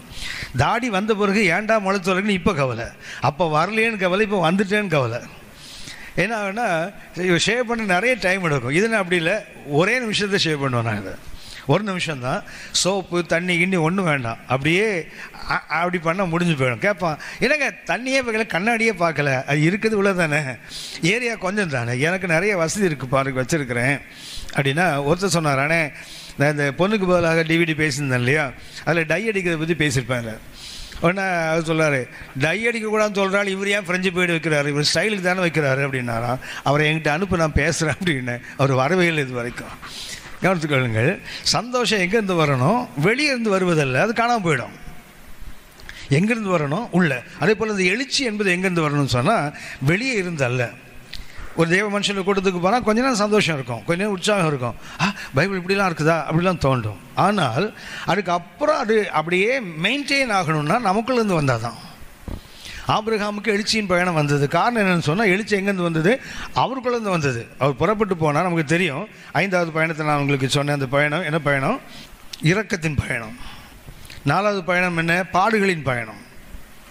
அவர் பாடுகளுக்குள்ளே போனார், அப்புறம் தேவ இரக்கம் கிடைத்தது. எகிப்துலேருந்து புறப்பட்டு வரார். எகிப்து புறப்பட்டு வரும்போது அவர் எங்கே வந்தார் தெரியுங்களா? ஆதியாகமம் 13:18 வாசிங்க. ஆதியாகமம் 13:18. அப்பொழுது ஆபிரகாம் கூடாரத்தை பெயர்த்து கொண்டு போய் எப்ரோனில் இருக்கும் மம்ரேயின் சமபூமியில் சேர்ந்து குடியிருந்து அங்கே கர்த்தருக்கு ஒரு பலிபீடத்தை கட்டினான். கவனித்துக் கொள்ளுங்கள். அவர் எங்கிருந்து வந்தார்? முதல்ல சீகேமுக்கு வந்தார், அப்புறம் பெத்தேலுக்கும் ஆய்க்கு நடுவே வந்து ஒரு பலிபீடத்தை கட்டினார். அதுக்கப்புறம் புறப்பட்டு எங்கே போனார்? அவர் தென் தேசத்துக்கு போனார். அதுக்கப்புறம் எகிப்துக்கு போயிட்டார். ஆபிரகாம் இங்கேருந்து புறப்பட்டார் இல்லையா, ஊர்லேருந்து புறப்பட்டார். புறப்பட்டு எங்கே 16ஆம் வந்தார். அங்கேருந்து மறுபடியும் இங்கே வருகிறார். இங்கே தான் சீகேம் இருக்குது. சீகேம் வந்தவர் என்ன பண்ணார்? இது சீகேம். இங்கே தான் கர்த்தர் ஆபிரகாமுக்கு தரிசனமாகி இந்த தேசம் உனக்கு கொடுப்பேன். ஆதியாகமம் 12:6. இங்கே கர்த்தருக்கு ஒரு பலிபீடத்துக்கிட்ட என்ன பண்ணாதீங்களா, மெதுவாடி புறப்பட்டு போனார் ஆபிரகாம். எங்கே வந்துட்டார்? பெத்தேல் இங்கே இருக்குது, ஆயி இங்கே இருக்குது. ரெண்டுக்கு நடுவில் என்ன பண்ணார்? ஒரு பலிபீடத்தை கட்டி இங்கே கர்த்தரை ஆராதித்தார், கர்த்தர் நாமத்தை தொழுது கொண்டார். அப்புறம் என்ன பண்ணா தெரியுங்களா? ஹி டிராவல் டுவர்ட்ஸ் நெகேவ், தென் தேசத்தை நோக்கி கடந்து வந்தார். இங்கே வந்தபோது தேசத்தில் பஞ்சம் உண்டாயிற்று. எங்கே போயிட்டார்? ஈஜிப்ட் போயிட்டார். அவர் எகிப்துக்கு போய்விட்டார். ஆபிரகாமுடைய பயணத்தில் ஒரு துக்கமான ஒரு பயணம் தான், பாடுகளின் பயணம் என்று சொன்னேன். இங்கேருந்து போகிறான் தெரியுங்களா, இங்கே வந்தார். இங்கேருந்து வர புஷ் பண்ணால் இங்கே வந்து நின்ட்டார். இங்கேருந்து தள்ளி விட்டால் இங்கே வந்தார். கர்த்தர் அவருக்கு தரிசனமானார். இந்த தேசத்தை உனக்கும் உன் சந்ததிக்கும் கொடுப்பேன். ஒன்று ஆபிரகாம் என்ன பண்ணுறாரு? கர்த்தருக்கு முதலாக ஒரு பலிபீடத்தை கட்டினார். ஆனால் தொழுது கொள்ளவில்லை. ஒரு நினைவு சின்ன மாதிரி உன்னை கட்டிட்டு வந்துட்டார். இப்போ நிறைய ஆலயங்கள் இருக்கு இல்லையா, நினைவு சின்னமாக இருக்குல்ல, ஆலயம் கட்டியிருப்பாங்க. அங்கே என்ன இருக்காது? ஆராதனை இருக்காது. ஆராதனைன்னா கூட்டத்துக்கு பஞ்சம் இல்லை. அங்கே என்ன இருக்காது? தேவன் விரும்புகிற ஆராதனை அங்கே இருக்காது. ஆனால் பலிபீடம் இருக்குது. ஆபிரகாம் முதல்ல அப்படி தான் இருந்தார். அப்புறம் என்ன பண்ணார்? பெத்தேலுக்கும் ஆயிக்கும் நடுவே என்ன போயிட்டார்? ஒரு பலிபீடத்தை கட்டி இங்கே கர்த்தர் நாமத்தை தொழுது கொண்டார். அடுத்ததுக்கு நாம் கவனித்த ஆராதனை பயணத்தில் முக்கியம் என்னென்னா, இது ஆராதனை, இது இம்ப்ரூவ்டு வர்ஷிப், அதாவது மேம்படுத்தப்பட்ட ஒரு ஆராதனை. இங்கே என்ன இருந்தது? வெறும் பலிபீடம் மாத்திரம். ஆனால் இங்கே இருந்தது கர்த்தருடைய நாமத்தை தொழுது கொண்டார். எப்படி ஆதியாகமம் 4ஆம் அதிகாரம் கடைசி வசனத்தில் மனிதர்கள் கர்த்தருடைய நாமத்தை தொழுது கொள்ள தொடங்கினார்களோ, அது சேத்தோட காலத்தில் ஆரம்பித்தாங்க இல்லையா, அந்த ஒரிஜினலுக்கு மறுபடியும் ஆபிரகாம் திரும்பிட்டார். இவர் திரும்பி என்ன பண்ணுறாரு, இங்கே ஆராதித்து விட்டு என்ன பண்ணுறாருன்னா அப்படியே ஆகிய கடந்து எங்கே வந்துட்டார், தென் தேசத்துக்கு வந்துட்டார். இங்கே வந்தபோது என்னாச்சு, அவருக்கு ஒரு பஞ்சம் வந்தது. ஸோ பஞ்சம் வந்தால் என்ன பண்ணியிருக்கணும் ஆபிரகாம், திருப்பி ஒழுங்கு அப்படி வந்திருக்கணும்ல. ஏன்னா கத்த கொடுப்பேன்னு சொன்னால் இருந்த தேசத்தை இவர் எங்கே போகிறார், தென் தேசம் என்ற உங்களுக்கு தெரியும் பாலைவனம், அது நெகேவ். தென் தேசம் என்பதற்கு பயன்படுத்துகிற எபிரேய வார்த்தை நெகேவ். நெகேவ் என்றால் பாலைவனம். ஸோ பாலைவனத்தை வந்தார், இங்கே பஞ்சம் உண்டாயிடுச்சு. பஞ்சம் உண்டானா இங்கே போகல, மறுபடியும் எங்கே போயிட்டார், he traveled still towards Egypt. இங்கே வந்து அவருக்கு என்ன ஆச்சுது, பாடுகள் ஆரம்பிச்சு, அவருடைய கேரக்டர் மாறுது, பொய் சொல்ல ஆரம்பிக்கிறாரு, மனைவியை சகோதரின்னு சொல்ல வேண்டிய நிர்பந்தம் உண்டாகுது. அவங்க கொடுக்குற தேவையற்ற பொருளெல்லாம் வாங்கி பரிசு பொருளை வாங்கி வச்சுட்டு மனைவி எடுத்து கொண்டு போனாலும் பரவாயில்ல, என்ன இருந்தால் கிடைச்சா போதும், காசு கிடைச்சா போதும்னு உட்காந்துருக்கானே. சாதாரண உலகத்தின் பார்வையில் பார்த்தா ரொம்ப கேவலமான ஆள் ஆபிரகாம் இந்த நிகழ்ச்சியில். ஸோ அவருக்கு பாடுகள் வந்தது. ஆனால் கர்த்தருடைய இறக்கம் என்ன பண்ணிட்டு, பார்வோன் அவளை தொட அனுமதிக்கலை. பார்வன் தொட அனுமதிக்காத போது நம்ம கர்த்தர் வாதைகளை உண்டாக்கினார். என்ன பண்ணிட்டான், கூப்பிட்டு ஏன்ப்பா அப்படி தொல்லை பண்ண, திருப்பி அனுப்பிட்டாங்களே. மறுபடியும் இங்கே வந்தாங்க. இங்கே வந்து இதுதான் இரக்கத்தின் பயணம். இங்கே கர்த்தருடைய இரக்கம் கிடைத்தது, அவர் இரக்கத்தில் பயணம் பண்ணார். இப்போ என்ன பண்ணுறாருங்களா, அவர் ஒரு உறுதிப்பாட்டுக்குள்ளே வர்றார். எழுப்புதல் எப்போ வருது, அடிபட்டு பாடுகளுக்குள்ளே போய் அப்புறம் இரக்கம் கிடைத்த போது அவருக்கு என்ன வருது, மனதுக்குள்ள ஒரு தீர்மானம் வருது, இனிமேல் நான் என்ன செய்யணும், மறுபடியும் இந்த தவறை செய்யக்கூடாது, நான் ஒரு எழுப்புதல் உள்ளவனாக மாறணும். நம்ம வாழ்க்கையில் அப்ஸ் அண்ட் டவுன்ஸ் எல்லாருக்குமே இருக்கும். ஆவிக்குரிய வாழ்க்கை மாத்திரம் எப்போவுமே ஸ்டடியாக இருக்குது, இல்லை மேலேயே போயிட்டுருக்குன்னு யாரும் சொல்ல முடியாது. ஒரு நாள் இருக்கக்கூடிய அந்த ஃபெர்வர், அந்த வைராகி இன்னொரு நாள் இருக்காது. ஒரு நாள் இருக்கக்கூடிய தேவனோடு இருக்கிற உறவு இன்னொரு நாள் இல்லாத போல் இருக்கும், இல்லாத போல் நம்ம உணர்வோம். ஒரு நாள் பார்த்தீங்கன்னா பைபிள் எடுத்தால் படிக்காமல் இருக்க முடியாது, இன்னொரு நாள் பைபிள் எடுத்தால் படுக்காமல் இருக்க முடியாது. சரியா, ஏன்னா தூக்கம் வந்ததில் எடுத்த உடனே. இது நம்முடைய இயல்பு, ஆவிக்குரிய வாழ்க்கை தான். அப்புறம் நம்ம படுத்துக்கிட்டே கால் மேலே கால் போட்டுக்கிட்டே ஆடிட்டே பைபிள் படிப்போம் தெரியுங்களா. நமக்கு தான் பைபிளில் போட்டிருக்குது, சோம்பேறி எப்படி ஆடுவானா, கதவு கீழ்முனைகள் ஆடுவது போல் சோம்பேறி படுக்கையில் ஆடுவானா. நம்மளால ஜெபம் பண்ணுறதும் பைபிள் படிக்கிறது அப்படின்னா சும்மா கூட அதில் படுத்துட்டு ஒரு காலை போட்டு இன்னொரு காலை மேலே போட்டுட்டு, அப்போ தானே பைபிள் ஸ்டாண்ட் வேணும்ல படிக்கிறதுக்கு. படுத்திருப்பார், ஒரு கால் மேலே காலை போட்டு அதில் ஒரு ஸ்டாண்ட் மாதிரி படிப்பார்ல, இப்படியே ஆடுவார். இவெல்லாம் எங்கே இருக்க வேண்டிய ஆளுன்னா, அந்த காலத்து ராஜாக்களுக்கு படிக்கிறவனாக இருக்கணும். அகாஸ்வேருக்கு ராத்திரி தூக்கம் வரல ஒரு நாள், வராதவன் என்ன பண்ணா தெரியுங்களா, டேய் நாளாக புஸ்தகத்தை கொண்டு வாடான்னா. இவனுக்கு தூக்கம் வரல, படிக்கிறவனுக்கு தூக்கம் வராமலாம் இருக்கும். இவனுக்கு ஏதோ குடைச்சல்வனு தூக்கம் வரல, இவன் தூங்கலை. என்ன பண்ணுறான், நாளாக புஸ்தகத்தை கொண்டு வாங்கடான்னால. இவன் என்ன பண்ணுவான், உட்காந்து கொட்டை கொட்டை முடிச்சுட்டு உட்காந்துருவான். படிக்கிறவன் தூக்கம் வந்துடும்ல, என்ன பண்ணுவானா இப்படியே படிப்பான் ஆடிட்டு, ஏன்னா தூக்கம் வராமல் இருக்கிறதுக்கு. நம்மளால் ஜெபம் முடி பண்ணுறாங்கல்ல, அதுதான். யானை தும்பிக்கை அசைக்கிற அசைக்கிறாங்க, நம்ம ஜெபம் பார்த்துருக்கீங்களா, சோதனை சோதனை, அதுக்கு என்ன தெரியுங்களா, இவன் தூங்கி விழுந்துருவாங்க, அதுக்கு தான் அந்த கையை காலம் உதறான்னு தெரியுங்களா. அதே மாதிரி அவன் அந்த காலத்தில் படிக்கும்போது என்ன பண்ணுவாங்கன்னா, ராத்திரி நேரங்களில் படிக்க சொன்னால் தூக்கம் வந்துடும் ஆளுங்களுக்கு. கேட்குறவனுக்கு தூக்கம் வரல, படிக்கிறவனுக்கு தூக்கம் வந்துடக்கூடாதுல்ல, அப்போ அப்படியே ஆடிக்கிட்டே படிப்பாங்களா ஆளுங்க. நம்மளால் அதையே ஃபாலோ பண்ணுறான். இவெல்லாம் அகஸ்வேர் ராஜாவுக்கு ரீடராக இருக்க வேண்டிய ஆள், இன்றைக்கி சபையில் உட்காந்துருக்க என்ன பண்ணுவான், கால் மேலே கால் படி ஆடிக்கிட்டே படிப்பான் ஆளுங்க. கவனித்துக் கொள்ளுங்கள், எழுப்புதல் எங்கேருந்து வரணும் அப்படின்னா வெளியே இருந்து வந்தால் நிற்காது. அதாவது நான் சொன்னேன், what is revival, a new commitment of a believer, ஒரு புதிதான அர்ப்பணிப்பு. எழுப்புதல் வந்து சும்மா வந்துடாது, என்ன செய்யணும். ஸோ ஒரு வே ஆஃப் லைஃப் நமக்கு இருக்குது, ஆவிக்கிற வாழ்க்கையில் நமக்கு ஒரு பங்கு இருக்கு இல்லையா. எழுப்புதல் வேணும்னா ஆண்டவரே எழுப்புதல் அனுப்பணும் தொண்டைகளையே கத்தினா வராது, ஒரு புதிய தீர்மானம் எடுத்தால்தான். அந்த தீர்மானம் எங்கேருந்து வரணும், வெளியிருந்து வந்தால் நிற்காது. அவரை பார்த்து இவரை பார்த்து செவரை பார்த்தா வராது. எங்கேருந்து வரணும், தேவனை பார்த்து எனக்குள்ளே வரணும். ஆஹா, கர்த்தர் இப்படி இருக்காரு, நான் இப்படி இல்லையே, தேவன் இப்படி இருக்கணும். இப்போ உதாரணமாக இந்த சங்கீதம் 125 பார்த்தீங்கன்னா 1ஆம் வசனம் வாசிங்க. சங்கீதம் 125:1.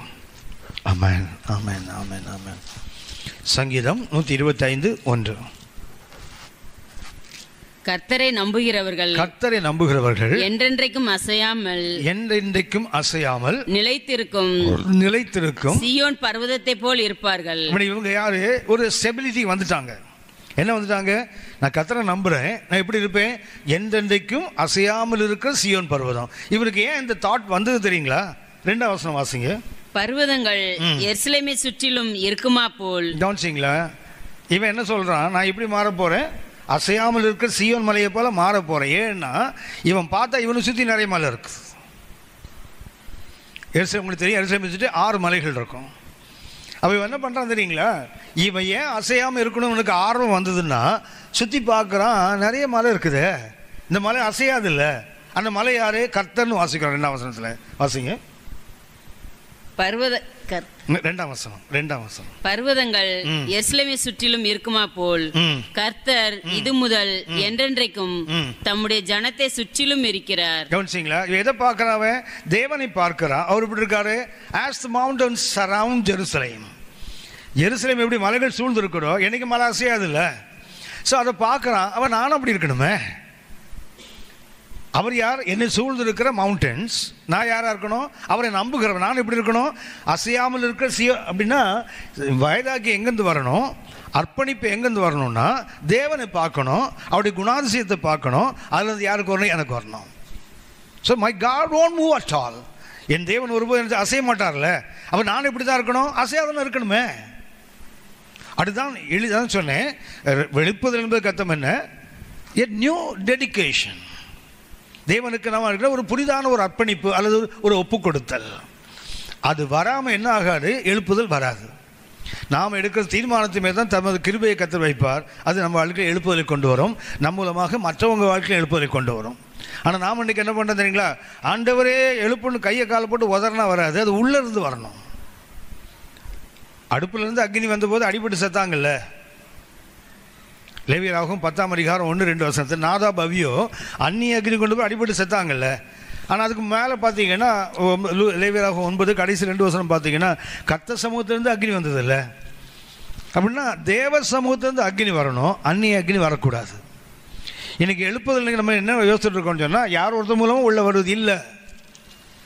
அது எங்கேருந்து வரக்கூடாது? பக்கத்துலேருந்து வரக்கூடாது, எனக்குள்ளேருந்து வரணும். யாக்கோபு 1ஆம் அதிகாரம் 17ஆம் வசனம், நன்மையான எந்த ஈவும் பூர்ணமான எந்த வரவும் பரத்திலிருந்து உருவாகி அங்கிருந்து வரணும். எங்க? It must come from above, not from below. எங்கிருந்து வரக்கூடாது அக்னி? பரத்திலிருந்து உருவாகி ஜோதிகளின் பிதாவிடத்தில் எனக்கு இறங்கி வரணுமே தவிர எங்கிருந்து வரக்கூடாது? பாதாளத்திலிருந்து ஏறி வரக்கூடாது, இல்லை பக்கத்து விசுவாசிட்டிருந்து வரக்கூடாது, பக்கத்து தேவ மனுஷன் வரக்கூடாது. எங்கிருந்து வரணும்? It must come from above.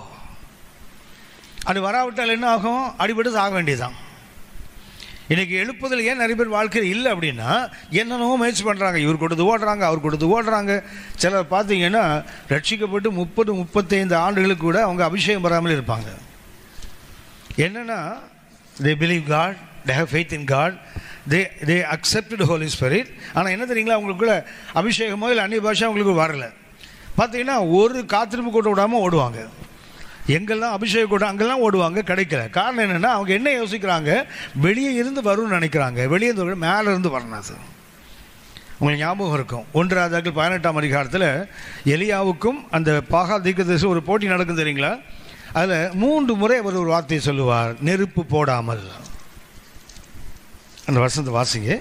1 ராஜாக்கள் 18ஆம் அதிகாரம் எடுத்துவாங்க, யாராவது வாசிங்க. 3 வசனத்தில் அந்த நெருப்பு போடாமல்ங்கிற வார்த்தை இருக்கும். 1 ராஜாக்கள் 18ஆம் அதிகாரம், சரி ஆமாம், 23ஆம் வசனத்தில் இருக்கு வந்து நெருப்பு போடாமல். அடுத்தது அதே 23 மறுபடியும் நெருப்பு போடாமல் இருக்கும். அப்புறம் 25ஆம் வசனம் நெருப்பு போடாமல் இருக்கும். 23ஆம் வசனத்தில் 2 முறை இருக்குது. இப்பொழுதும் 2 காளைகள் எங்களுக்கு கொண்டு வரட்டும், ஒரு காளை அவர்கள் தெரிந்து கொண்டு அதை சந்து சந்தாக துண்டித்து நெருப்பு போடாமல் விறகுகளின் மேல் வைக்க கடவர்கள். நான் மற்ற காளைகளை அப்படியே செய்து நெருப்பு போடாமல். 25ஆம் வசனத்தில் கடைசி பகுதியை பார்த்தீங்கன்னா அதை ஆயத்தம் பண்ணி நெருப்பு போடாமல் உங்களுடைய தேவனுடைய நாமத்தை சொல்லி கூப்பிடுங்கள். இந்த நெருப்பு போடாமல் இருக்குது தெரியுங்களா? தமிழில் என்ன வார்த்தை? நெருப்பு போடாமல். ஆனால் எபிரேய மொழியில் இங்கிலீஷ்லையும் பார்த்தீங்கன்னா டோன்ட் புட் ஃபயர் அண்டர்ன்னு இருக்கும். எங்கேருந்து நெருப்பு போடாது? நெருப்பு போடாமல் தமிழில் மொழியாக்கம் பண்ணுறாங்களா? அதுக்கு அர்த்தம் தெரியுங்களா? கீழே இருந்தேன்னா உங்களுக்கு தெரியும், இந்த பேக்கர்லாம் பார்த்தீங்கன்னா நெருப்பு கீழே தான் வரும். பலிபீடத்துக்கு மேலே இருந்து நெருப்பு போட்டால் காளையை துண்டித்து விறகு வச்சானா அணைஞ்சு போயிடும். ஆகவே என்ன செய்வான்னா நெருப்பு மேலேருந்து வந்தது, ஆனால் அவன் என்ன செய்யணும்? ஆசாரியன் விறகு போட்டு என்ன பண்ணணும்? அதை அவியாமல் பார்த்து கொள்ளணும். கீழே என்ன இருக்குதுங்களா? ஒரு கேப் இருக்கும். காற்று கீழே இருந்து போய் தான் என்ன பண்ணணும்னா அதை எரிய வைக்கும். எலியா என்ன சொல்கிறாருன்னா நெருப்பு எங்கேருந்து வரணும்? மேலேருந்து வரணுமே தவிர என்ன பண்ணக்கூடாது? கீழேருந்து வரக்கூடாது. ஆனால் இன்றைக்கி பார்த்தீங்கன்னா நிறைய நெருப்பு கீழே இருந்து வருது, அதை ரொம்ப நாள் நிலச்சி நிற்கலை. ஒரு தேவ மனுஷன் இருந்து கவனித்துக்கள். நம்ம உற்சாகப்படுத்துவதற்கு கர்த்தர் அநேக பாத்திரங்களை வைத்திருக்கிறார். சபையில் தேவமந்தம் வச்சுருக்காங்க. நம்மளை முடி நடத்துறதுக்கு அநேக அண்ணன் இருக்காங்க, அக்கா இருக்காங்க, ஆண்டி அங்கிள்லாம் இருக்காங்க. வெளியே ஊழியங்களுக்கு போனோன்னா நிறைய தேவ மனிதர்கள். ஆனால் இவங்கெல்லாம் யாருன்னா நம்ம உற்சாகப்படுத்தத்தானே தவிர நமக்குள்ள உண்மையான எழுப்புதல் அவங்களால கொண்டு வர முடியாது. கர்த்தர் கொடுத்தா தான். ஞாபகம் இருக்குமே, எழுப்புதல் யாருடைய சிந்தை? சரி, எசேக்கியேல் 37ஆம் அதிகாரம். எசேக்கியேல் 37ஆம் அதிகாரம். எழுப்புதலுடைய பாடமே எங்கே இருக்குன்னா எசேக்கியேல் 37 தான் இருக்குது. சரி, எசேக்கியேல் 37 இருங்க. 1ஆம் வசனம் வாசிங்க. எசேக்கியேல் 37:1. கர்த்தருடைய கை என்மேல் அமர்ந்து கர்த்தர் என்னை ஆவிக்குள்ளாக்கி வெளியே கொண்டு போய் எலும்புகள் நிறைந்த ஒரு பள்ளத்தாக்கின் நடுவில் நிறுத்தி என்னை அவைகளின் அருகே சுற்றி நடக்க பண்ணினார். இதோ பள்ளத்தாக்கின் வெட்ட வெளியிலே அந்த எலும்புகள் மகா திரளாய் கிடந்தது. அவைகள் மிகவும் உலர்ந்ததுமாய் இருந்தது. எலும்பு எப்படி இருக்குது? எல்லாமே உலர்ந்துன்னா நம்பிக்கையற்ற நிலைமையில இருக்குது. பச்சை எலும்புகள் அல்ல, ரொம்ப நாளுக்கு முன்னாடி செத்து போனவர்கள். எலும்புல என்னவா இருக்குது? ஹாலோ, எலும்புக்குள்ள அந்த மஞ்சள்லாம் இல்லை, போன் மேரோ இல்லை, காஞ்சி போன ட்ரை போன்ஸ். இப்போ 3ஆம் வசனம் வாசிங்க. அவர் என்னை நோக்கி, மனுபுத்திரனே, இந்த எலும்புகள் உயிர் அடையுமா என்று கேட்டார். இந்த எழுப்புதலோட வித்து எங்கிருந்து வருது தெரியுங்களா? எலும்புல இருந்து வரல, தீர்க்கதரிசியிலிருந்து வரல, தேவனிடத்திலிருந்து வருகிறது. உங்களுக்கு ஞாபகம் இருக்குமே? அதுக்கு ஒரு டபிள்யூ சொல்லியிருக்கேன், ஞாபகம் இருக்குதா? எழுப்புதலுக்கு இதில் 3 டபிள்யூ இருக்குது. ஒரு டபிள்யூ என்ன? ஐயா, வேர்ட் ஆஃப் காட் இல்லை. முதல்ல வில் ஆஃப் த ஃபாதர். எழுப்புதல் யாரு சித்தத்தில் வருது? பிதாவின் சித்தத்தில் வருது. கேட்குறா, மனுபுத்திரனே, இந்த எலும்புகள் உயிரடையுமா அப்படின்னா அது எழுப்புதல் எங்கேருந்து ஆரம்பிக்குது? Starts from God himself. தேவனிடத்திலிருந்து வருது தவிர எங்கேருந்து வரல, மனுஷனிருந்து வரல. சரி, கையை உழுக்கிறது, ட்ரம் அடிக்கிறதுலாம் வரல. எங்கே வருது? தேவன் கேட்கிறார், மனுபுத்திரனை, இந்த எலும்புகள் உயிரடையுமா அப்படின்னா it is the will of the father that the dry bones must become an army of God. தேவனுடைய சேனையாய் மாறுவது தேவனுடைய விருப்பம். என்ன சொல்றாரு? உயிரடையுமா?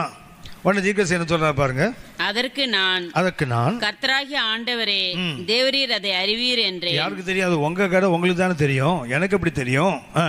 அப்பொழுது அவர், நீ இந்த எலும்புகளை குறித்து தீர்க்க தரிசனம் உரைத்து அவைகளை பார்த்து சொல்ல வேண்டியது என்னவென்றால், உலர்ந்த எலும்புகளே, கர்த்தருடைய வார்த்தையை கேளுங்கள். 3வது என்ன? வேர்ட் ஆஃப் தி சன், குமாரனுடைய வார்த்தை. முதல்ல வில் ஆஃப் தி ஃபாதர், 2வது என்ன? Word of the son. எலும்புகள் எதாவது கேட்கணுமா? யோசித்து பாருங்க, அது இன்னும் மனுஷனே கிடையாது, வெறும் எலும்பு, காஞ்சி போன எலும்பு. ஆனால் கர்த்தருக்கு என்ன நம்பிக்கை தெரியுங்களா? உலர்ந்த எலும்புகளுக்கு கூட வசனத்தை கேட்க முடியும் அப்படின்னு. நமக்கு நீ வசனம் புரியலன்னு நம்ம அதை விட கேவலமாக இருக்கணும்னு அர்த்தம். உலர்ந்த எலும்புகளுக்கு கூட சத்தம் கேட்கணும் அர்த்தம். எலும்பை பார்த்து பேசுன்னு சொல்கிறோம் இல்லையா? அப்படின்னா காட் இஸ் அ கான்ஃபிடென்ஸ். அவருக்கு நம்பிக்கை இருக்குது, நான் பேசுனா உலர்ந்த எலும்புகளுக்கு கூட காது கேட்கும் அப்படின்னா ரத்தத்தோடு மாம்சத்தோடும் சதையோடு இருக்கிறோமே. நமக்கு இன்னைக்கு வசனம் புரியல, கேட்கலன்னு என்ன அர்த்தம்? எலும்பை விட கேவலமான எலும்பு. சரி, 1 2வது வேர்ட் ஆஃப் தி, தொடர்ந்து வாசிங்க. கர்த்தராகிய ஆண்டவர் இந்த எலும்புகளை நோக்கி, இதோ நான் உங்களுக்குள் ஆவியை பிரவேசிக்க பண்ணுவேன். கவனிச்சீங்களா? ஒர்க் ஆஃப் தி ஸ்பிரிட், ஆவியானுடைய கிரியை, இதான் எழுப்புதல். 3 டபிள்யூ எளிதாக மனதில் வைத்துக் கொள்ளலாம். ஒன்று வில் ஆஃப் தி ஃபாதர், அல்லது word of the son, work of the Holy Spirit. 3 W ஈஸியாக மனதில் வைத்துக் கொள்ளுங்கள். 1 பிதாவின் சித்தம், குமாரனின் வார்த்தை, ஆவியானவருடைய கிரியை, 3 சேர்ந்த எழுப்புதல் வரும். அப்படின்னா இதில் மனுஷனுக்கு என்ன வேலை இருக்குதுல்ல? மனிதனுக்கு எழுப்புதலுக்கு மனுஷனுக்கு சம்பந்தம் கிடையாது. என்ன செய்யணும்? அது அங்கேருந்து தான் வரணும், அவருடைய வார்த்தையின்படி தான் வரணும், அவருடைய ஆவியின்படி தான் அது வரணும். அதுக்கு என்ன வேணும்? இது 3 வரும்போது ஒரு எலும்பு ஒன்றாவது இருக்கணும்ல, ஒரு எலும்பாவது இருக்கணும்ல. அதுதானே ஃபவுண்டேஷன். நம்மகிட்ட என்ன இருக்கணும்? எழுப்புதல் எனக்குள்ளே இருந்து வரணுங்கிற ஆர்வமாக தான் நமக்கு இருந்தால் போடும். இந்த எலும்பு மேலே என்ன வந்துடும்? அவருடைய சித்தம், அவருடைய வார்த்தை, அவருடைய கிரியை வரும்போது இந்த உலர்ந்த எலும்பு என்ன ஆகிடும்? உயிர் பெற்று எழுந்துடும். அப்போ அந்த உயிர் பெற்று எழ வேண்டுமானால் இந்த 3 காரியங்களும் மிக மிக அவசியமானது. அப்படின்னா அந்த எழுச்சியின் பலனை வரணும்னா எங்கேருந்து வரணும்? பரலோகத்திலிருந்து வரணும், எனக்குள்ளே அந்த தீர்மானம் இருக்கணும். என் தீர்மானத்தின் மேலே தான் கர்த்தருடைய அந்த will of the father, word of the son, work of the Holy Spirit எங்கே வரும்னு சொன்னால், நான் தீர்மானம் எடுத்தேன் பார்த்தீங்களா, இது மேலே வரும், அப்போ தான் எழுப்பது எனக்குள்ள வந்து உண்டாகும். அது ஆபிரகாமுக்குள்ளே உண்டாச்சு. என்ன பண்ணார்? கீழே இறங்கி போயிட்டார், எகிப்தர் வந்துட்டார். அப்போ தேவ இரக்கத்தை பெற்றார். எங்கே வந்தார்? இங்கே வந்துட்டார். இங்கிருந்து புறப்பட்டு எங்கே வர்றார்? இப்போ வாசிங்க மறுபடியும் ஆதியாகமம் 13ஆம் அதிகாரம் 18ஆம் வசனம். ஆதியாகமம் 13:18. அப்பொழுது ஆபிராம் கூடாரத்தை பெயர்த்து கொண்டு போய் ஹெப்ரோனில் இருக்கும், எங்க வந்துட்டா தெரியுங்களா? ஹெப்ரோனில் இருக்கும் மம்ரேயின் சமபூமியில் சேர்ந்து. எங்கே சேர்கிறார் அவர்? மம்ரே. அவர் எங்கிருந்து புறப்பட்டார்? மோரே. அவர் புறப்பட்ட இடம் இது மோரே. ஆனால் இப்போ இங்கே புறப்பட்டா மறுபடியும் எங்கே வரணும்? மோரே தானே வரணும், சீக்கிரமில் தானே வரணும். ஆனால் எங்கே இருந்தால் தெரியுங்களா? அங்கே போகலை, ஹெப்ரோனுக்கு போகிறார். ஹெப்ரோனில் என்ன இருக்குது? அங்கே மம்ரே. இந்த மம்ரே என்ற அர்த்தம் என்னங்களா? ஃபர்ம்னஸ், உறுதிப்பாடுன்னு அர்த்தம். மம்ரே என்பதுக்கு அர்த்தம் என்ன? ஃபர்ம்னஸ். மோரே என்பதுக்கு என்ன? குறி சொல்கிறவன் அர்த்தம், சூத் சேயர். மம்ரே என்பது ஃபர்ம்னஸ், ஸ்டேபிள், நிலையானது. அவன் எங்கேருந்து புறப்பட்டார்? மோரையிலேருந்து புறப்பட்டார். ஆனால் திருப்பி வரும்போது எங்கே போகலை? அவர் மோரைக்கு போகலை, மம்ரே. ஏன்னா அவருக்கு தெரிஞ்சு போச்சு, இனிமேல் நான் யார் எழுப்பல் வேணா எங்கே இருக்கணும்? இந்த லூஸ் சாயில் இருக்கக்கூடாது, அந்த பலனற்ற ஒரு இடத்துல நான் நடப்படக்கூடாது. எங்கே நடப்படணும்? ஆபிரகாம் மோரைக்கு போகாமல் எங்கே போனார்? புறப்பட்ட இடம் மோரே. ஆனால் மறுபடியும் போகும்போது மோரைக்கு வரல. எங்கே வந்தார்னா மம்ரே வந்தார். அது என்ன சொன்னால், ஒரு லூஸான ஆவிக்குரிய வாழ்க்கை வேண்டாம். என்ன இருக்கணும்? ஒரு நிலையான ஆவிக்குரிய வாழ்க்கை. பைபிளில் பார்த்தீங்கன்னா விசுவாசிகளை 3 ஆவிக்குரிய நிலைமையை ஒப்பிடுவாங்க. ஒன்று கடலுக்கு ஒப்பிடப்பட்டிருக்கும் விசுவாச வாழ்க்கையை. வேதத்தில் பார்த்தா ஒன்று கடலுக்கு ஒப்பிடப்பட்டிருக்கும். ஆமாம் ஆமாம், ஒன்று கடல், 2வது காற்று, 3வது மணல். சரி, அந்த 3க்கும் ஒப்பிடப்பட்டிருக்கும். அப்படின்னா ஒரு நிலையற்ற ஆவிக்குரிய வாழ்க்கைன்னு அர்த்தம். அதுக்கு நாம் அதை தாண்டி கடந்து போவோம். இந்த நிலைமையிலிருந்து வரணும்னு என்ன வேணும்னு சொன்னால், நீங்கள் நானும் உறுதியான ஒரு ஆவிக்குரிய வாழ்க்கையில் வரணும். இதுக்கு தேவை என்னன்னு சொன்னால், அந்த நிலையான, அது அசைக்கப்பட முடியாத ஒரு ஆவிக்குரிய வாழ்க்கை, அன்ஷேக்கபிள். அது நம்ம சங்கீதம் 125 எடுத்துக்கொள்ளுங்க. அதில் சில கருத்துக்களை கவனிப்போம். 1ஆம் வசனத்தை வாசிங்க. Believer is unshakable. விசுவாசியார் அசைக்கப்பட முடியாதவன். 1ஆம் வசனம் 125:1. கர்த்தரை நம்புகிறவர்கள் என்றென்றைக்கும் அசையாமல் நிலைத்திருக்கும் சீயோன் பர்வதத்தை போல் இருப்பார்கள். இப்போ விசுவாசி எதுக்கு ஒப்பிடப்படுறாங்கன்னா, சீயோன் பர்வதத்துக்கு. சீயோன் பர்வதத்தின் தன்மை என்ன? அது தெரிஞ்சால் விசுவாசிக்கு எப்படிப்பட்ட உறுதியை கர்த்தர் கொடுக்குறான்னு நாம் தெரிந்துக்கலாம். விசுவாசி எதுக்கு ஒப்பிடப்படுகிறது? சீயோன் பர்வதத்துக்கு. அப்படின்னா சீயோன் பர்வதம் என்றால் என்னன்னு தெரிஞ்சால் அதே நிலைமை நமக்கும் பெற்றுக்கொள்ள வாய்ப்பு இருக்கு. சங்கீதம் 2:6, சாம் 2:6. சங்கீதம் 2:6. நான் என்னுடைய பரிசுத்த பர்வதமாகிய சீயோன் மீதில். சீயோனோட முதல் அடையாளம் என்ன? பரிசுத்தம். அப்போ நாம் அசையாதவர்களாய் ஒரு சரியான எழுச்சி பெற்றவனாக இருக்கணும். முதல்ல என்ன வேண்டும்? பரிசுத்தத்தில் அசையாமல் இருக்க நிலை வேண்டும்.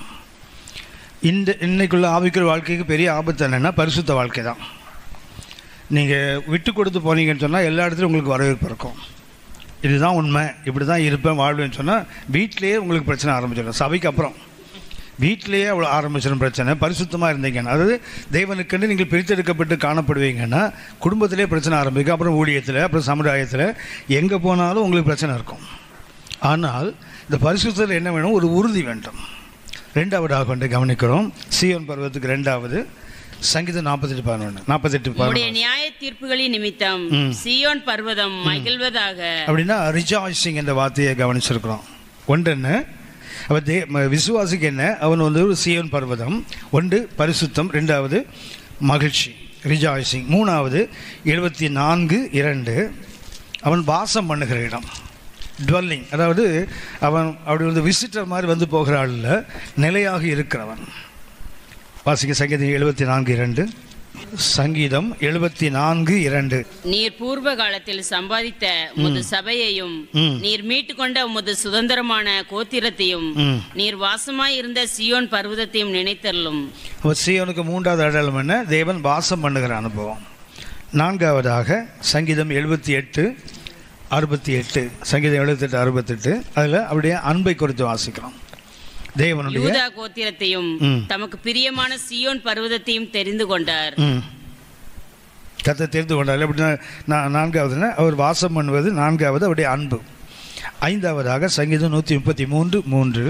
அதில் வாசிக்கிறோம் ஆசீர்வாதம் என்று வாசிப்போம். அதில் சங்கீதம் எர்மோன் மேலும் சியோன் பர்வதங்கள் மேலும் இறங்கும் பணிக்கும் ஒப்பாய் இருக்கிறது.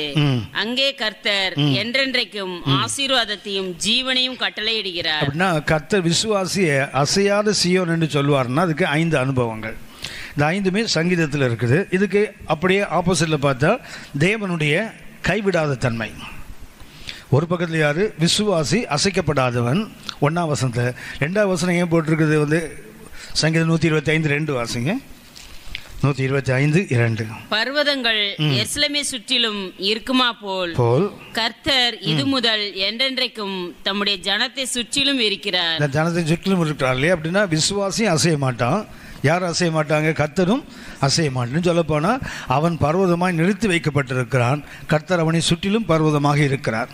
இன்னும் சொல்ல போனா அவன் எப்போ உறுதிப்பாட்டுக்குள்ள வரானோ அப்போ தேவன் என்ன செய்வார்? அவனை சுற்றிலும் பர்வதங்களாக இருந்து அவனை காக்கிறார். இந்த காத்தலுக்கு ஏசாயாலிருந்து 5 வசனங்கள் சொல்லியிருக்கேனா? ஏசாயாலிருந்து 5 வசனம் சொல்லியிருக்கேனா? ஏசாயா 41:17 சொல்லியிருக்கேன். அதில் பார்த்தீங்கன்னா அதில் 5 கருத்துக்கள் இருக்கும். சரியா? 1, கைவிடாதிருப்பார். என்ன இப்படி கைவிடாதிருப்பார்னா செவி கொடுத்து கைவிடாதிருப்பார். அதை நம்ம ஜெபங்களை கேட்டு என்ன செய்வார்? பதில் கொடுப்பார். சொல்லப்போனால் கைவிடாது. ஜெபங்களுக்கு பதில் உண்டு. ஏன்னா அவர் நம்ம சுற்றிலும் பர்வதமாக இருப்பதனால. மீகா 7:7 வாசிங்க. மீகா 7ஆம் அதிகாரம் 7ஆம் வசனம். மீகா 7:7. நானோவென்றால் கர்த்தரை நோக்கி கொண்டு என் ரட்சிப்பின் தேவனுக்கு காத்திருப்பேன். என் தேவன் என்னை கேட்டருள்வார். தேவன் மேல நம்பிக்கை என்ன? ஏன் கைவிட மாட்டார்னா அவர் என்ன செய்வாராம்? தேவன் என்னை கேட்டருள்வார். உங்களுக்கு தெரியும் இந்த வசனங்கள்லாம். ஏசாயா 45:22 பார்த்தீங்கன்னா பூமியின் எல்லை எங்கும் உள்ளவர்களே என்னை நோக்கி பாருங்கள், அப்போது ரட்சிக்கப்படுவீங்க. ஏசாயா 45:22 பூமியின் எல்லை எல்லாவங்களுக்கும் உள்ள வாய்ப்பு. சங்கீதம் 34:5 அவர்கள் அவரை நோக்கி பார்த்து பிரகாசம் அடைந்தார்கள், வைக்கப்பட மாட்டாங்க. அது யாருக்குன்னா இஸ்ரவேலுக்கு. முதல்ல மொத்த உலகத்துக்கும், அடுத்து இஸ்ரவேலுக்கு. மீகா 7:7 ஒரு தனிப்பட்ட தேவனுடைய பிள்ளைக்கு. ஸோ இவர் என்ன நிலைமையில் இருக்கார் அப்படின்னா மேலே உள்ள 6 வசனத்தை பார்த்தீங்கன்னா அவருக்கு நிறைய பிரச்சனைகள் அவருக்கு. மீகா 7ஆம் அதிகாரம் 1 முதல் 6 வரை உள்ள வசனங்களை பார்த்தீங்கன்னா அதில் இருப்பது என்னன்னு சொன்னால் நிறைய பிரச்சனைகள். சொல்லப்போனால் 23 பிரச்சனைகள் இருக்குது அவருக்கு. அதில் முதல் 6 வசனத்தில் அவருக்கு 23 பிரச்சனைகள். ஆனால் அவர் என்ன நம்புகிறாரு? நானோவென்றால். ஸோ இதெல்லாம் ஒரு பக்கம் இருக்கட்டும், ஆனால் நான் என்ன செய்வேன்? என் ரட்சிப்பின் தேவனை நோக்கி பார்ப்பேன். பார்க்கும்போது எனக்கு உண்டாகும், என் தேவனை கேட்டருள்வார். அப்படின்னா தேவன் நம்மை கைவிடாது இருப்பார். பர்வதத்தை போல சுற்றி இருக்கிறார்னு சொன்னால் முதலாவது கருத்துனா அவர் கைவிட மாட்டார். ஏன்னா நமக்கு செவி கொடுக்கிற தேவன். 2வதாக ஒன்றை கவனிப்போம். ஏசாயா 42:16 அவர் கைவிடாதிருப்பார். எப்படி கைவிடாதிருப்பார்? நம்மை நடத்தி கைவிடாதிருப்பார். அவர் எப்படி நம்ம கைவிடலன்னு தெரிஞ்சுக்கலாம்னா அப்படி நடத்துதல் நமக்கு ஒன்று ஜெபத்தை கேட்பார், அடுத்தது என்ன செய்வார்? நம்மை நடத்துவார், கரம் பற்றி நடத்துவார். நமக்கு தெரியாத வழிகளில் கூட என்ன செய்வார்? அவர் நம்மை நடத்துவார். அப்படின்னா அவர் நம்மை கைவிடாதவர். 3வது ஒன்றை கவனித்தோம். ஏசாயா 44:21 அவர் நம்மை மறக்க மாட்டார். சரியா? ஏன்னா அவர் தான் நம்மை சிருஷ்டித்தவர், அவர் தான் நம்மை உருவாக்கினவர். ஆக என்ன செய்ய மாட்டார்? அவர் கைவிட மறக்க மாட்டார்.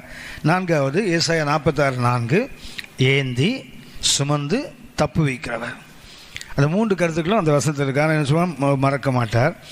5வதாக ஏசாயா 49:16 அந்த வசனத்தில் ஒரே ஒரு வார்த்தை மாதிரி சுட்டி காட்டுகிறேன். இதோ உன்னை உன் உள்ளங்கையிலே வரைந்திருக்கிறேன். உங்களுக்கு தெரியும், வரைந்ததில்லை. என்ன செய்திருக்காரு? பொறித்து வைத்திருக்கிறார். வரையலை, என்கிரேவ் பண்ணியிருக்கிறாரு.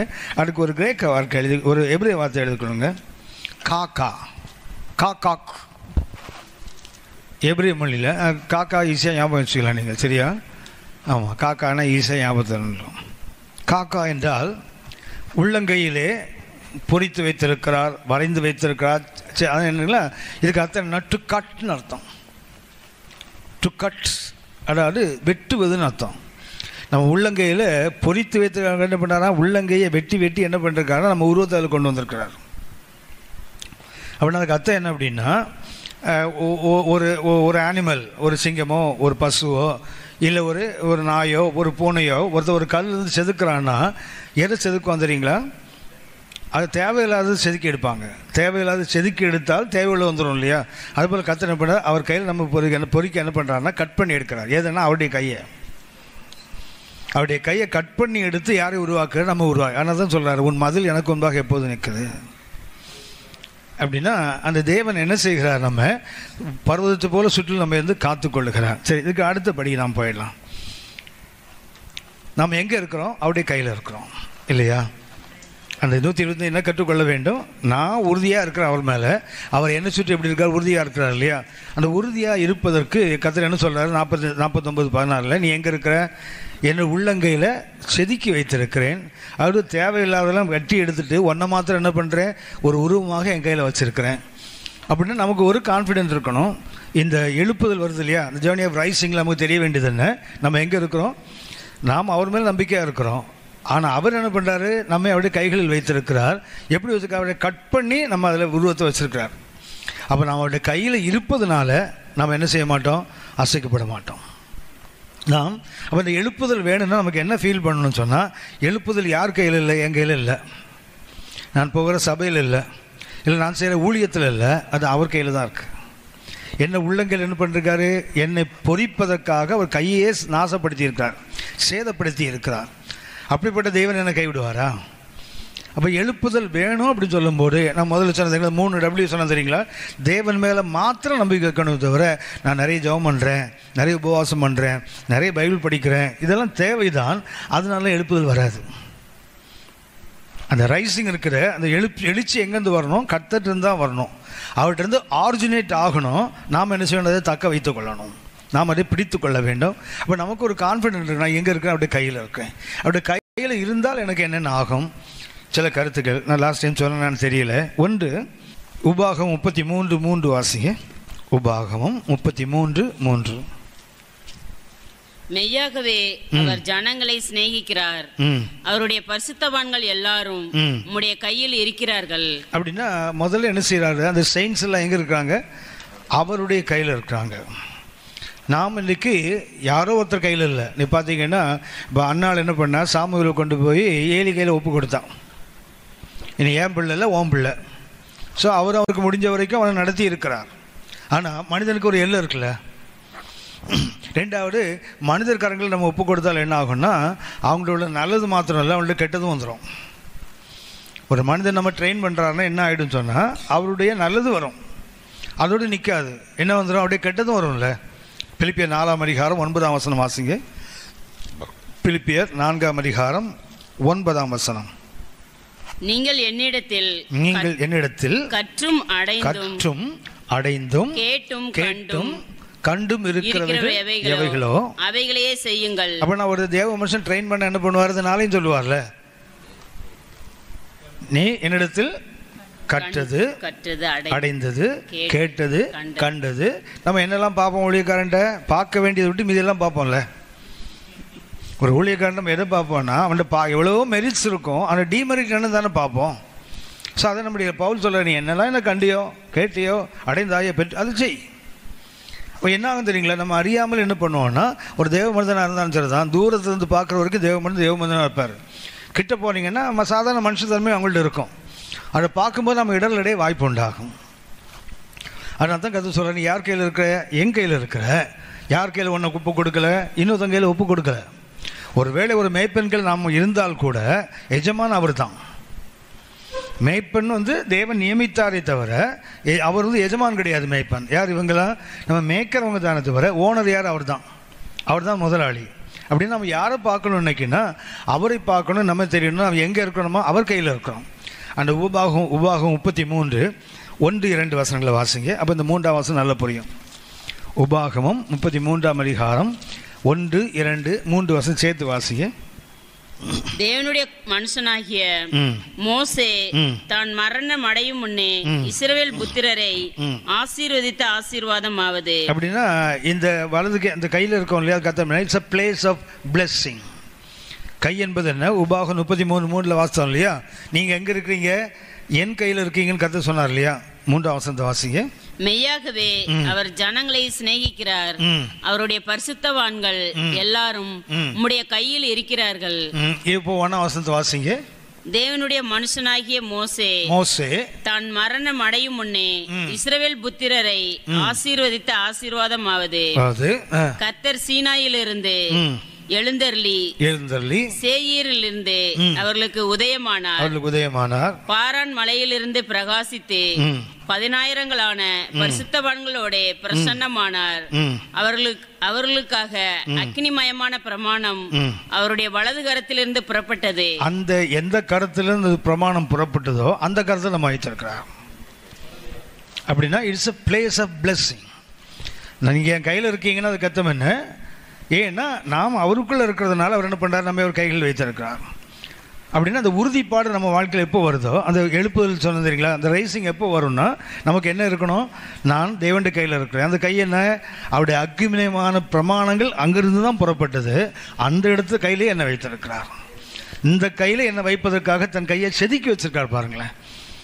அதை காயப்படுத்தியாக நான் இருக்கிறேன். ஏன்னா அந்த கையிலேருந்து அக்னிமயமான பிரமாணங்கள் வந்தது. அதில் இப்போ யார் இருக்கிறோம்? நாமும் இருக்கிறோம். அப்படின்னா it's a place of blessing. ரெண்டாவதாக அவருடைய கை என்பது என்ன? It's a place of life. ரெண்டாவதுடைய கை என்ன? ஜீவன் இருக்கக்கூடிய கை, place of life. அவருடைய கையில் நாம் இருக்கிறோம் என்றால் அவர் நம்மை சுற்றிலும் பர்வதத்தை போல் இருக்கிறான்னு அதுக்கு அர்த்தம் என்ன? இது ஜீவனுக்குரிய இடம். யோபு 12ஆம் அதிகாரம் 10ஆம் வசனம். யோபு 12ஆம் அதிகாரம் 10ஆம் வசனம். சகல பிராணிகளின் ஜீவனும் மாம்சமான சகல மனுஷரின் ஆவியும் அவர் கையில் இருக்கிறது. அப்ப அந்த கை என்ன கை? It's a place of life. உலகத்தில் நாம் பார்க்கக்கூடிய எந்த ஜீவனாக இருந்தாலும் மனுஷனாக இருந்தாலும் சரிதான், அவங்க ஜீவன்லாம் யார் கையில் இருக்குது? அப்படின்னா அவருடைய கை என்பது கர்த்தர் என்ன? அது ஜீவன். நம்ம எங்கே கர்த்தர் வைத்திருக்கிறார்? அவருடைய ஜீவனுக்குள் வைத்திருக்கிறார். அவர் ஜீவனை யாராவது எடுக்க முடியுமா? அவர் கைக்குள்ளே நாம் இருக்கும்போது என்ன ஆகும்னா அவருடைய கையில் தான் ஜீவன் இருக்குது. எல்லா ஜீவன்களின் ஜீவனும் அவர் கையில் இருக்குது. மூன்றாவதாக அவருடைய கை என்பதற்கு it's a place of time. காலம் எங்கே இருக்குன்னா அவர் கையில் தான் இருக்குது. place of time. நம்முடைய கைகளில் இருக்கிறோம் என்றால் கர்த்தர் என்ன? அவருடைய காலத்துக்குள் நாம் இருக்கிறோம். நமக்கு எல்லாரும் தெரியுமே, ஒரு பாட்டு பாடுறாங்களே, நான் அறியாத எதிர்காலம். உங்களுக்கு தெரியுமே அந்த பாட்டு, சின்ன கோரஸ் தான் அது. நான் அறியாத எதிர்காலம் நான் அறிந்த தேவனிடம் உள்ளது. நான் அறியாத எதிர்காலம் நான் அறிந்த தேவனிடம் உள்ளது.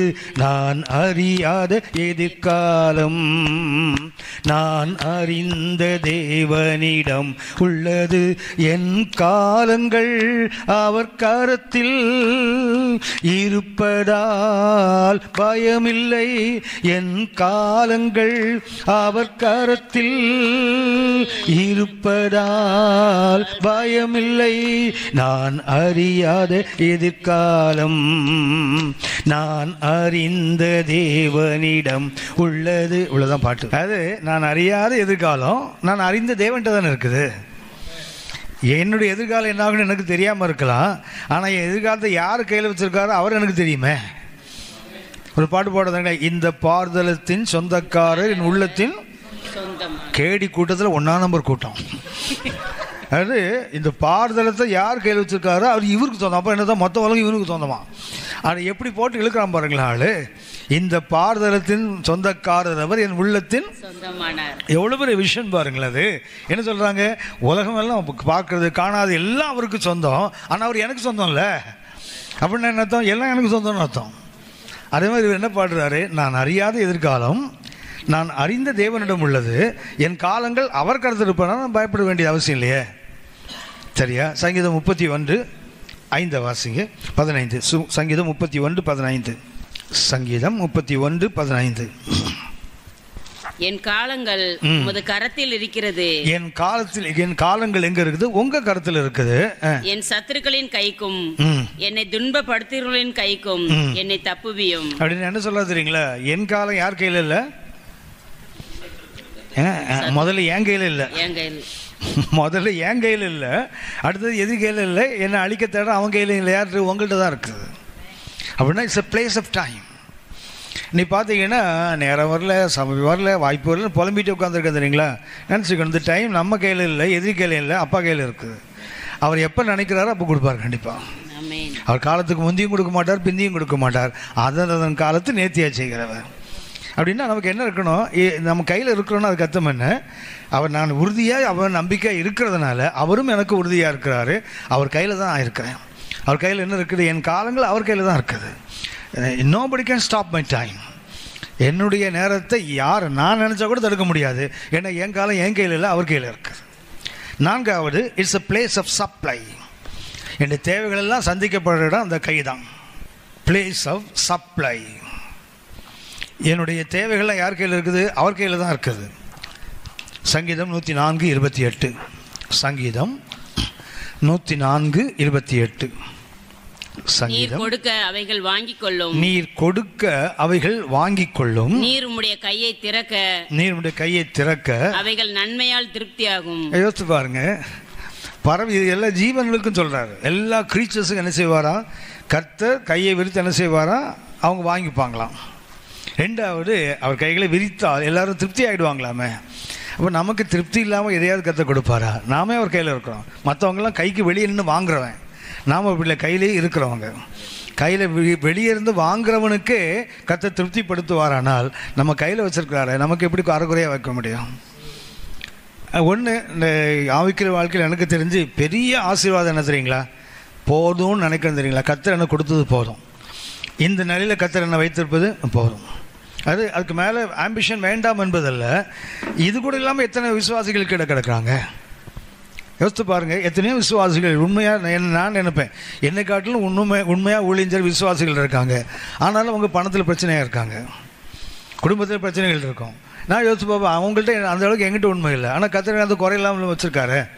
சில ஊழியர்களோட சாட்சியை கேட்கும்போது நான் யோசிப்பேன், இப்படிலாம் நம்ம வாழ்க்கையில் வந்தது கூட இல்லையே. ஜெபம் பண்ணி ஆண்டவரே எனக்கு இது நீக்கிடாண்டுன்னு சொல்கிறதுக்கு கூட ஒன்றுமே ஆண்டவர் அனுமதிக்கலையே, கதை கொடுக்கலையே. அப்படின்னா அவங்களுக்கெல்லாம் கொடுக்க வாங்கிக்கிறாங்க. ஆனால் நான் எங்கே இருக்கேன்னா கொடுக்குற கரத்திலே இருக்கிறேன். அப்படின்னா it's a place of supply. இன்னும் சொல்ல போனால் என்னை தாண்டி தான் அடுத்தவனுக்கு போகும். அவர் கையில் நான் இருக்கிற நேரத்தில் கை தானே கொடுக்க போகுது. அந்த கையில் தானே என்ன வரைஞ்சி வச்சுருக்கிறார், என்ன பொறித்து வைத்திருக்கிறார். அப்போ என் மூலமாக தானே அவனுக்கு போகும். 1 பேதுரு 4:10 வாசிங்க. 1 Peter chapter 4 and verse 10. 1 பேதுரு 4:10. அவனவன் பெற்ற வரத்தின்படியே நீங்கள் தேவனுடைய பற்பல கிருபையுள்ள ஈவுகளை பகிர்ந்து கொடுக்கிற நல்ல உக்கரானக்காரனை போல இருங்க. அப்படின்னா நாம் யார் தெரியுங்களா?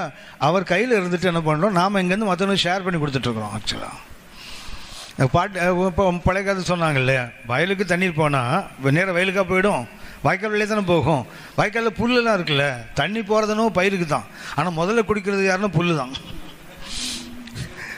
தண்ணீர் யாருக்கு கொண்டு வரா? கர்நாடகாவில் சண்டை போட்டு அடித்துடி போட்டு மண்டையை உடைத்து தண்ணியை வாங்கிட்டு வந்தால் முதல்ல புல்லு குடிக்குது பாருங்களேன், அதுக்கப்புறம் தான் பயிருக்கே போகுமா. ஸோ அப்படியான தேவன்ட்டு ஆசீர்வாதம் வரணும் போல் யாரும். So we are the channel of blessing.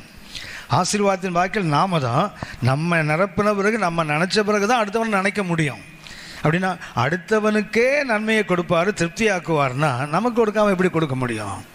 So it's a place of supply. அதனால் இது இல்லாததில் நமக்கு நிறைய குறை இருக்கலாம். நம்ம பார்த்தீங்கன்னா ஊழியத்தில் குறை இருக்குது, குடும்பத்தில் குறை இருக்குது, பர்ஸில் குறை இருக்குது, நிறைய குறை இருக்குல்ல, ஹெல்த்தில் குறை இருக்குது. ஆனால் ஒன்றை கவனித்துக்கொள்ளுங்க, நாம் எங்கே இருக்கிறோம்? அவருடைய கையில் இருக்கிறோம். என் வழியாகத்தான் இன்னொருத்தருக்கு ஆசீர்வாதம் போகணும், என்ன ஆசீர்வாதம் அப்படி அங்கே போயிடும். ஏன்னா it's a place of supply. 5வதாக அவருடைய கரம். ஏசாயா 49:2. ஏசாயா 49:2. அவர் என் வாயை கூர்மையான பட்டயமாக்கி தமது கரத்தின் நிழலினால் என்னை மறைத்து. என்ன பண்றாரு? வாய் என்ன செய்வாராம்? கூர்மையான பட்டயமாக. It's a place of equipment. அதாவது என்ன? பலப்படுத்துகிற கரம். அந்த இடம், இந்த இடம் என்ன இடம்னு சொன்னால் it's a place of equipment. எக்யூப்மெண்ட்டால் எல்லா சர்வ ஆயுதங்களையும் கொடுத்து அதுக்கு பயிற்சியை கொடுத்து அவனை பலப்படுத்துவதுன்னு அர்த்தம். ஆண்டவர் ஆயிடுச்சு ஞானஸ்நானம் விட்டு கரையேறினார் இல்லையா, எல்லாரும் ஏறினாங்க. ஆனால் இவருக்கு என்ன கொடுக்கப்பட்டது? ஆவியானவர் கொடுக்கப்பட்டார். அதுக்கு கொடுக்கப்பட்டதுலேருந்து என்ன பண்ணிட்டார்? அப்போஸ்தலர் 10:38 வாசிக்கிறோம், தேவன் அவரை பரிசுத்தாவினாலும் வல்லமையினாலும் நிரப்பியிருந்தபடியினால நன்மை செய்கிறவராக சுற்றி திரிந்தார்ல. எப்போ கிடைச்சதுன்னா அந்த கைகளுக்குள்ளே இருந்து. அதான் வழக்கமாக சொல்லுவாங்க, யோவான் ஞானஸ்நானம் கொடுத்தார்ல இயேசுக்கு, யோவான் கையிலேருந்து வரும்போது எப்படி வந்திருப்பார் இயேசு? ஐயா, தண்ணியிலேருந்து வெளியே வர்றதில்ல, கொஞ்சம் நனைஞ்சிட்டு வந்துப்பார்ல. ஹி கேம் ட்ரிப்பிங், அப்படியே சொட்டு சொட்டு தண்ணி வடியும்ல. ஆனால் போன யார் கையில்? ஆவியானவர் கையில். தண்ணியிலேருந்து நனைஞ்சு அப்படி நனைஞ்ச கோழி மாதிரி வந்திருப்பார் இயேசுநாதர். அப்படி மேலே வந்தார் இல்லையா, சட்டெல்லாம் ஒட்டிட்டு தானே இருந்திருக்கோம். நம்ம பேப்டிசம் பார்த்தீங்களா, பெட்ஷீட் போட்டு மூடுறோம்ல, ஏன்னா உடம்புலாம் ஒட்டிகிட்டு இருக்கோம், அது மூடுறோம்ல. ஆனால் இயேசுநாதர் மூடினது யாருன்னா சட்டை போட்டு மூடலை, ஆவியானவர் மூடிட்டார். அங்கேருந்து வரும்போது சொட்டு சொட்டாக வந்தார், இங்கேருந்து போகும்போது ஃப்ளேமாக போகிறார் பாருங்களேன். ஏன்னா யோவான் கையில் வந்தது ஜலத்தினால் ஞானஸ்நானம், ஆவியானவர் போனார் தெரியுங்களா, ஹி வென்ட் அப்ளேஸ், அப்படி ஜுவாலிக்கிற அக்னியால் போனார். அந்த கையில் நாம் இருக்கிறோமே, நம்ம மாத்திரம் என்ன ஒன்றுக்கு உதவாதவனாக இருப்போம். அந்த எக்யூப்மெண்ட் எங்கே இருக்குது? அவர் கையில் தான். இயேசுவை அக்னிமயமாக மாற்றின அதே கரங்களில் தான் நாம் இன்றைக்கி இருக்கிறோம். அப்போ நமக்கு it's a place of equipment. இயேசுவுக்கு எப்படி பரிசுத்தாவையும் வல்லமையும் கொடுத்து நன்மை செய்கிறதாக சுற்றி தெரிய பண்ணாலோ அடித்தன்மை யாருக்கு உண்டு? நமக்கும் உண்டு. ஏன்னா நம்ம அந்த கருத்தில் தான் இருக்கிறோம். Place of equipment. சரி, ஆறாவதாக பிளேஸ் ஆஃப் சேஃப்டி. ஏசாயா 49:16. ஏசாயா 49:16. இதோ என் உள்ளங்கைகளில் உன்னை வரைந்திருக்கிறேன், உன் மதில்கள் எப்போதும் என் முன் இருக்கிறது. அப்படின்னு என்ன? மதில் என்பது பாதுகாப்பின் அடையாளம். நீ அரணிப்பான பட்டணம், ஞாபகம் இருக்குதா? இரும்பு தூண், வெண்கல அலங்கம். எரேமியாவுக்கு அதை சொல்ல, நீ யாரு? Fortified city or walled city. எரேமியா சொல்றாரு, இந்த தேசத்துடைய பிரபுக்களுக்கு எதிராக ஆசாரிய விரோதமாக நான் உன்னை எழுப்பியிருக்கிறேன், நீ என்னப்போ அவனுக்கு போய் என் வார்த்தையை சொல்லு, நான் உன்னை என்னவா மாத்துறேன்? அரணிப்பான பட்டணம். சுற்றி என்ன இருக்குது? ஒரு பெரிய கோட்டைச்சுவர் எழுப்பி உன்னை நடுவில் வச்சிருக்கேன். நீ யாரு? இரும்பு தூண். அடுத்தது வெண்கல அலங்கம். அந்த கோட்டை சுவருக்கு மேலே அங்கே இந்த வாட்ச் டவர்ஸுக்கு தெரியுங்களா, அதை எது செய்வாராங்க? வெண்கலத்தில். அப்படின்னா தூரத்தில் இருந்தும் கிட்ட இருந்தும் யாரும் வந்து ஒன்றும் செய்ய முடியாது, தாக்க முடியாது. So it's a place of safety. நாம் ஒரு கையில் இருக்கிறோம், நம்ம சுற்றி என்ன இருக்குது? ஒரு அரணை போட்டு வச்சுருக்காரு. உன் மதில்கள் எப்போதும் எனக்கு கண்களுக்கு முன்னே இருக்குன்னா கத்த நினச்சோன்னா, நமக்கு ஊருக்கு காவல்காரன் இருக்கிறான், ஆனால் நமக்கு காவல்காரன் கத்த தான்.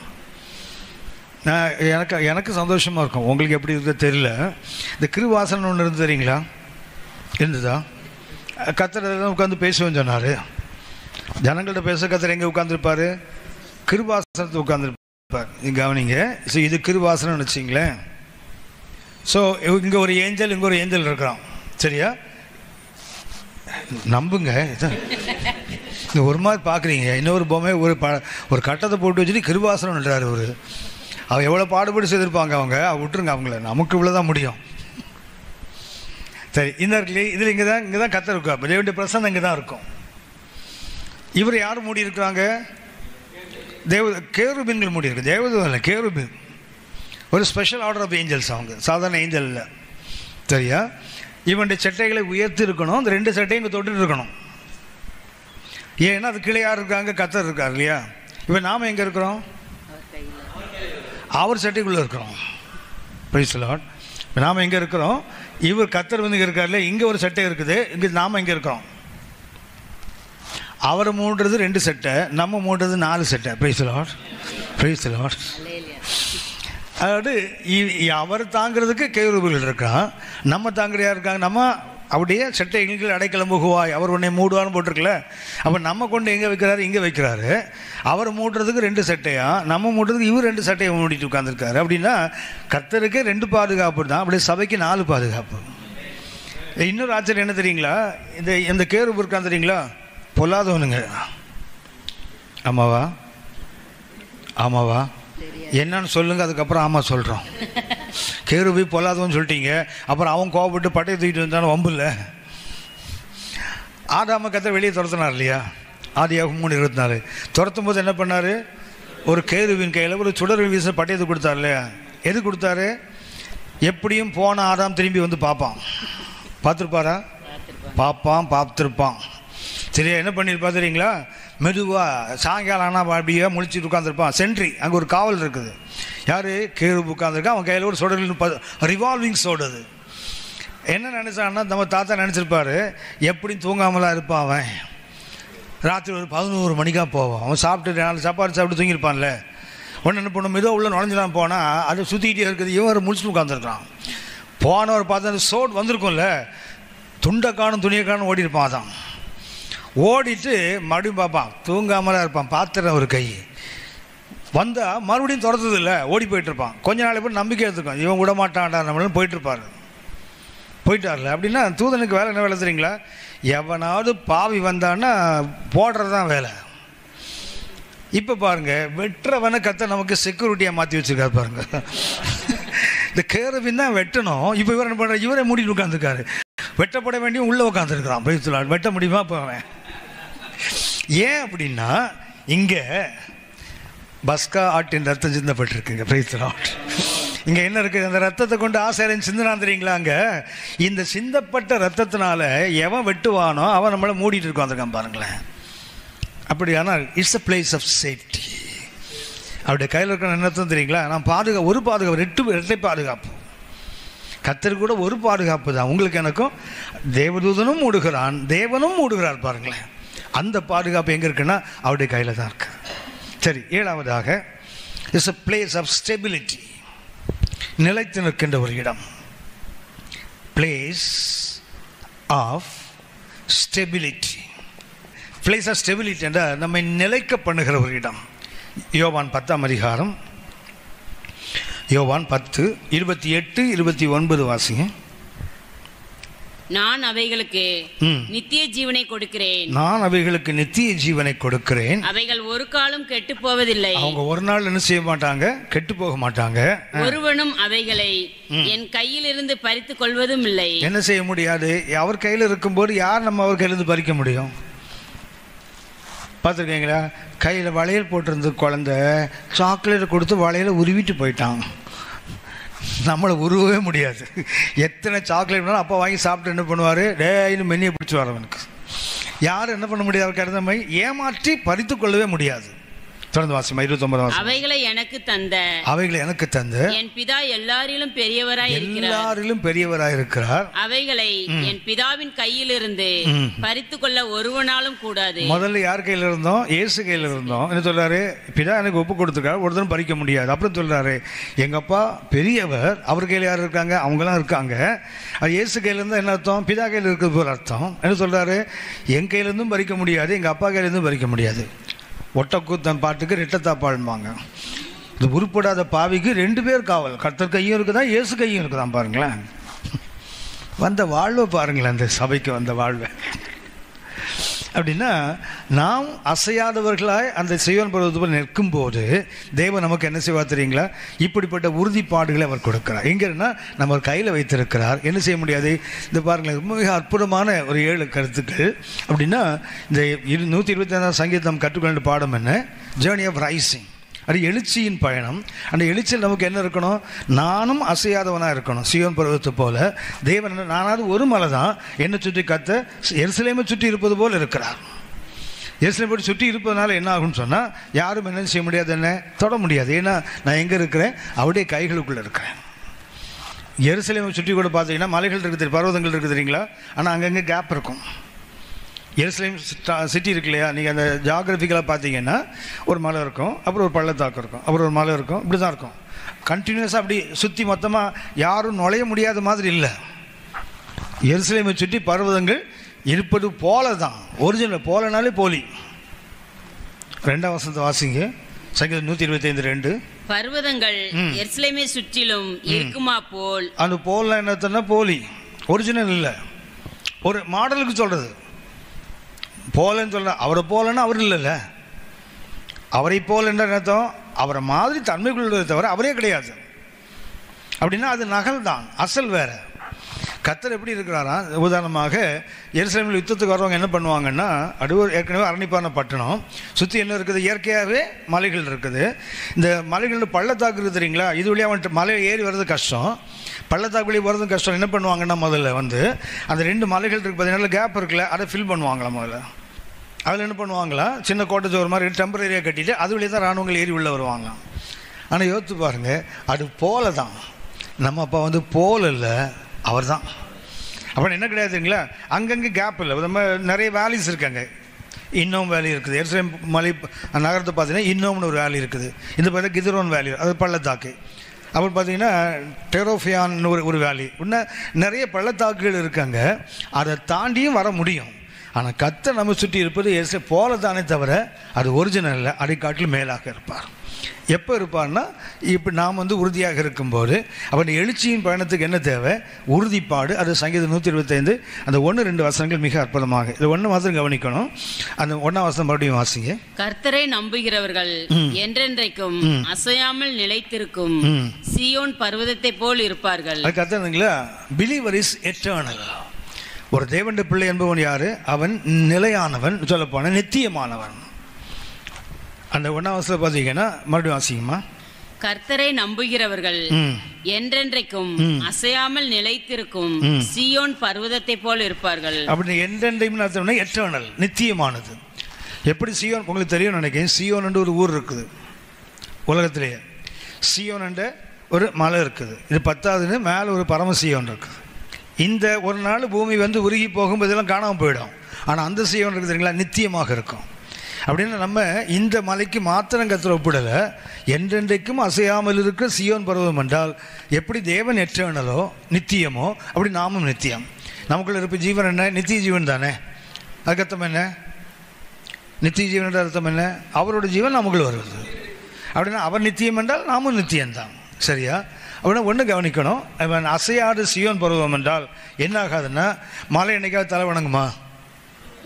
மலைகள் ஒன்று பருவம் சோத்திரேன் அப்படி பண்ணுமா? பண்ணாதில்ல. அப்போ என்ன ஆகுது? அப்புறம் சரி ஏய் கொஞ்சம் வழி விடுறா அப்படி பண்ண மலை ஒதுங்கி நிற்குமா? நிற்காதுல்ல. நம்மளும் அப்படி தான். அப்படி சொல்லுங்க முதல்ல. அதான் எவனுக்கும் தலை வணங்க மாட்டேன் நான், அப்படி நிற்கிறேன்ல. வீட்டில் உள்ளவனுக்கு வணங்க மாட்டேன், சபையில் உள்ளவனுக்கு வணங்க மாட்டேன், தெருவில் உள்ளவனுக்கு வணங்க மாட்டேன். ஏன்னா நான் சீயோன் பருவதம்ல. கவனித்துக் கொள்ளுங்கள். அந்த சீயோன் பருவத்துக்கு 2 வார்த்தைகள் மிக முக்கியமானது. ஒன்று, என்ன செய்ய மாட்டா, யாருக்கும் தலை வணங்குற ஆள் இல்லை. சீயோன் பருவதம் என்னாகும்? எட்டர்னல்.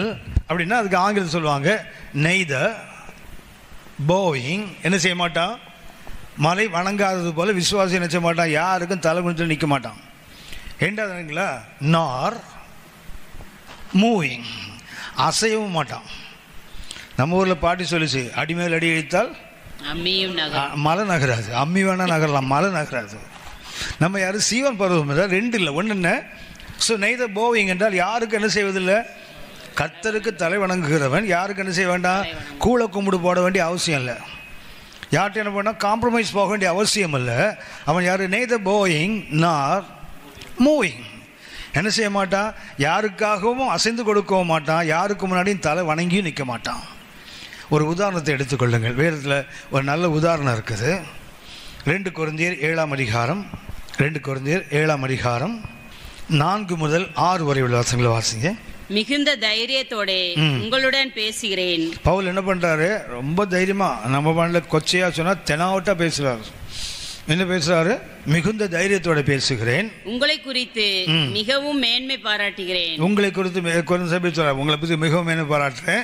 ஆறுதலால் நிறைந்திருக்கிறேன். ஆறுதலால் நிறைந்திருக்கிறேன். எங்களுக்கு உண்டான சகல உபத்திரவத்திலேயும் பரிபூர்ண சந்தோஷமாய் இருக்கிறேன். என்ன வந்தது? உபத்திரவம் வந்தது, ஆனா சந்தோஷமா இருக்கிறேன். எப்படி என்றால் நாங்கள் மக்கெதோனியா நாட்டிலே வந்தபோது எங்கள் சரீரத்திற்கு இளைப்பாறுதல் ஒன்றும் இல்லாமல். என்ன ஆச்சது? மாசிடோனியா நாட்டுக்கு வந்தபோது அவங்களுக்கு என்ன? சரீரத்துக்கு எந்த இளைப்பாறுதல் இல்ல. எப்பக்கத்திலேயும் உபத்திரவப்பட்டோம். புறம்பே போராட்டங்களும் உள்ளே பயங்களும் இருந்தன. வெளியே என்ன இருந்தது? அவங்களுக்கு போராட்டம். Force from without.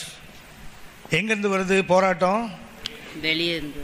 Force from without. வெளியே இருந்து என்ன வருது? பலவந்தம் பண்றாங்க. வெளியே என்ன பண்ணுறாங்க, அவங்களுக்கு நெருக்கங்களை கொண்டு வராங்க. Falls from without. அடுத்தது அசிமா ஆகிலும் சிறுமைப்பட்டவர்களுக்கு. அடுத்தது ஃபிக்கிள்னஸ் ஃப்ரம் விதின். திருப்பி அந்த 5ஆம் வசனம் வாசிங்க. எப்படி என்றால் நாங்கள் மக்கோதனியா நாட்டிலே வந்தபோது, மாசிடோனியா நாட்டில் வந்தபோது எங்கள் சரீரத்திற்கு இளைப்பாறுதல் ஒன்றும் இல்லாமல் எப்பக்கத்திலேயும் உபத்திரவப்பட்டோம். புறம்பே போராட்டங்களும். என்ன வந்தது? விதவுட் என்பது புறம்பே. என்ன இருக்குது? ஃபால்ஸ், போராட்டம். வெளியே என்ன பண்றாங்க, எங்களை நெருக்குறாங்க. எங்கிருந்து வந்தது? வெளியே இருந்து வர்றது. அடுத்தது உள்ளே பயங்களும் இருந்தன. உள்ள என்ன இருக்குது? விதின் என்றால் உள்ள என்ன இருக்குது? ஃபிக்கிள்னஸ். இப்படி போகலாமா, அப்படி போகலாமா, இப்படி செய்யலாம், என்ன பண்ணுறது? பயம். அப்படின்னா ஒரு தேவனுடைய பிள்ளைக்கு, ஒரு தேவ மனுஷனுக்கு என்ன ஆகும்னா, வெளியே இருந்தும் ஒரு போராட்டம் இருக்குது, உள்ளே ஒரு போராட்டம் இருக்குது. ஆனால் என்ன செய்ய மாட்டான்? நெய்தர் போயிங் நான் மூவிங். வெளியிருந்து வந்தால் தலைகுனிய மாட்டேன், உள்ளே இருந்து வந்தால் அசைய மாட்டேன். புரியுதுங்களா? பவுல் சொல்ற, எனக்கு 2 இடத்துல போராட்டம். ஒன்று வெளியிருந்து ஒரு போராட்டம், அது என்ன? பலவந்தங்கள். வரும்போது எனக்கு உள்ள என்ன உண்டாகும்? ஒரு பயம் வரும்ல. அப்படின்னா ஒரே நேரத்தில் 2 வருது பாருங்களேன். ரெண்டுமே என்ன பண்ணு? From without, from within. ஒன்று எங்கேருந்து வருது? வெளியே இருந்து வருது. அது என்ன பண்ணுது? என்ன பயமுறுத்துகிறது. வரும்போது உள்ள என்ன ஆகும்? என் மனம் 2 நினைவுகளாக குந்தி நடக்கல. ஃபிக்கிள்னஸ் என்றால் 2 நினைவுகளாக குந்தி நடக்கிற அனுபவம். எலியா சொன்னார் இல்லையா, எந்த மட்டும் 2 நினைவு. இந்த ஃபிக்கிள்னஸ் என்றால் அது அர்த்தம். என்ன அர்த்தம்? இப்படி போகிறதா.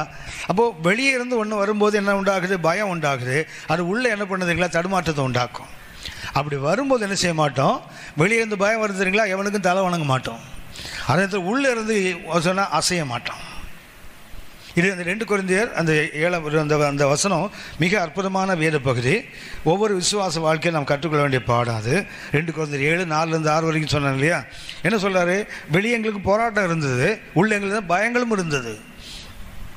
பவுல பார்த்தீங்கன்னா யாருக்கும் பயந்த மாதிரி காட்டிக்கவே மாட்டார். உள்ள பயம் இருந்திருக்கு பாருங்களேன் அவருக்கு. வெளியே போராட்டம். உதாரணமாக அப்போஸ்தலர் 4ஆம் அதிகாரம் 19-20 வசனங்களை பார்த்தீங்கன்னா பேதுரு யோவானன் சொல்கிறாங்க, டேய் பேசக்கூடாது, அந்த இயேசுங்கிற பேரை சொல்லக்கூடாது. அவன் என்ன சொல்ல வந்துறீங்களா? நான் கண்டதையும் கேட்டு எப்படியா சொல்லாமல் இருக்க முடியும்? உள்ளன்னு சொன்னால் உள்ள நமக்கு என்ன ஆகிட்டு? 2 நினைவு வந்துச்சு. பேசாமல் கொஞ்ச நாள் அமைதியாக இருப்போம், கொஞ்ச நாள் கொஞ்சம் பிரச்சனை இல்லாமல் போயிடுவோம். அதுக்கப்புறம் நம்ம வேலையை காட்டிக்கலாம்னு நினைக்கிறோம் இல்லையா.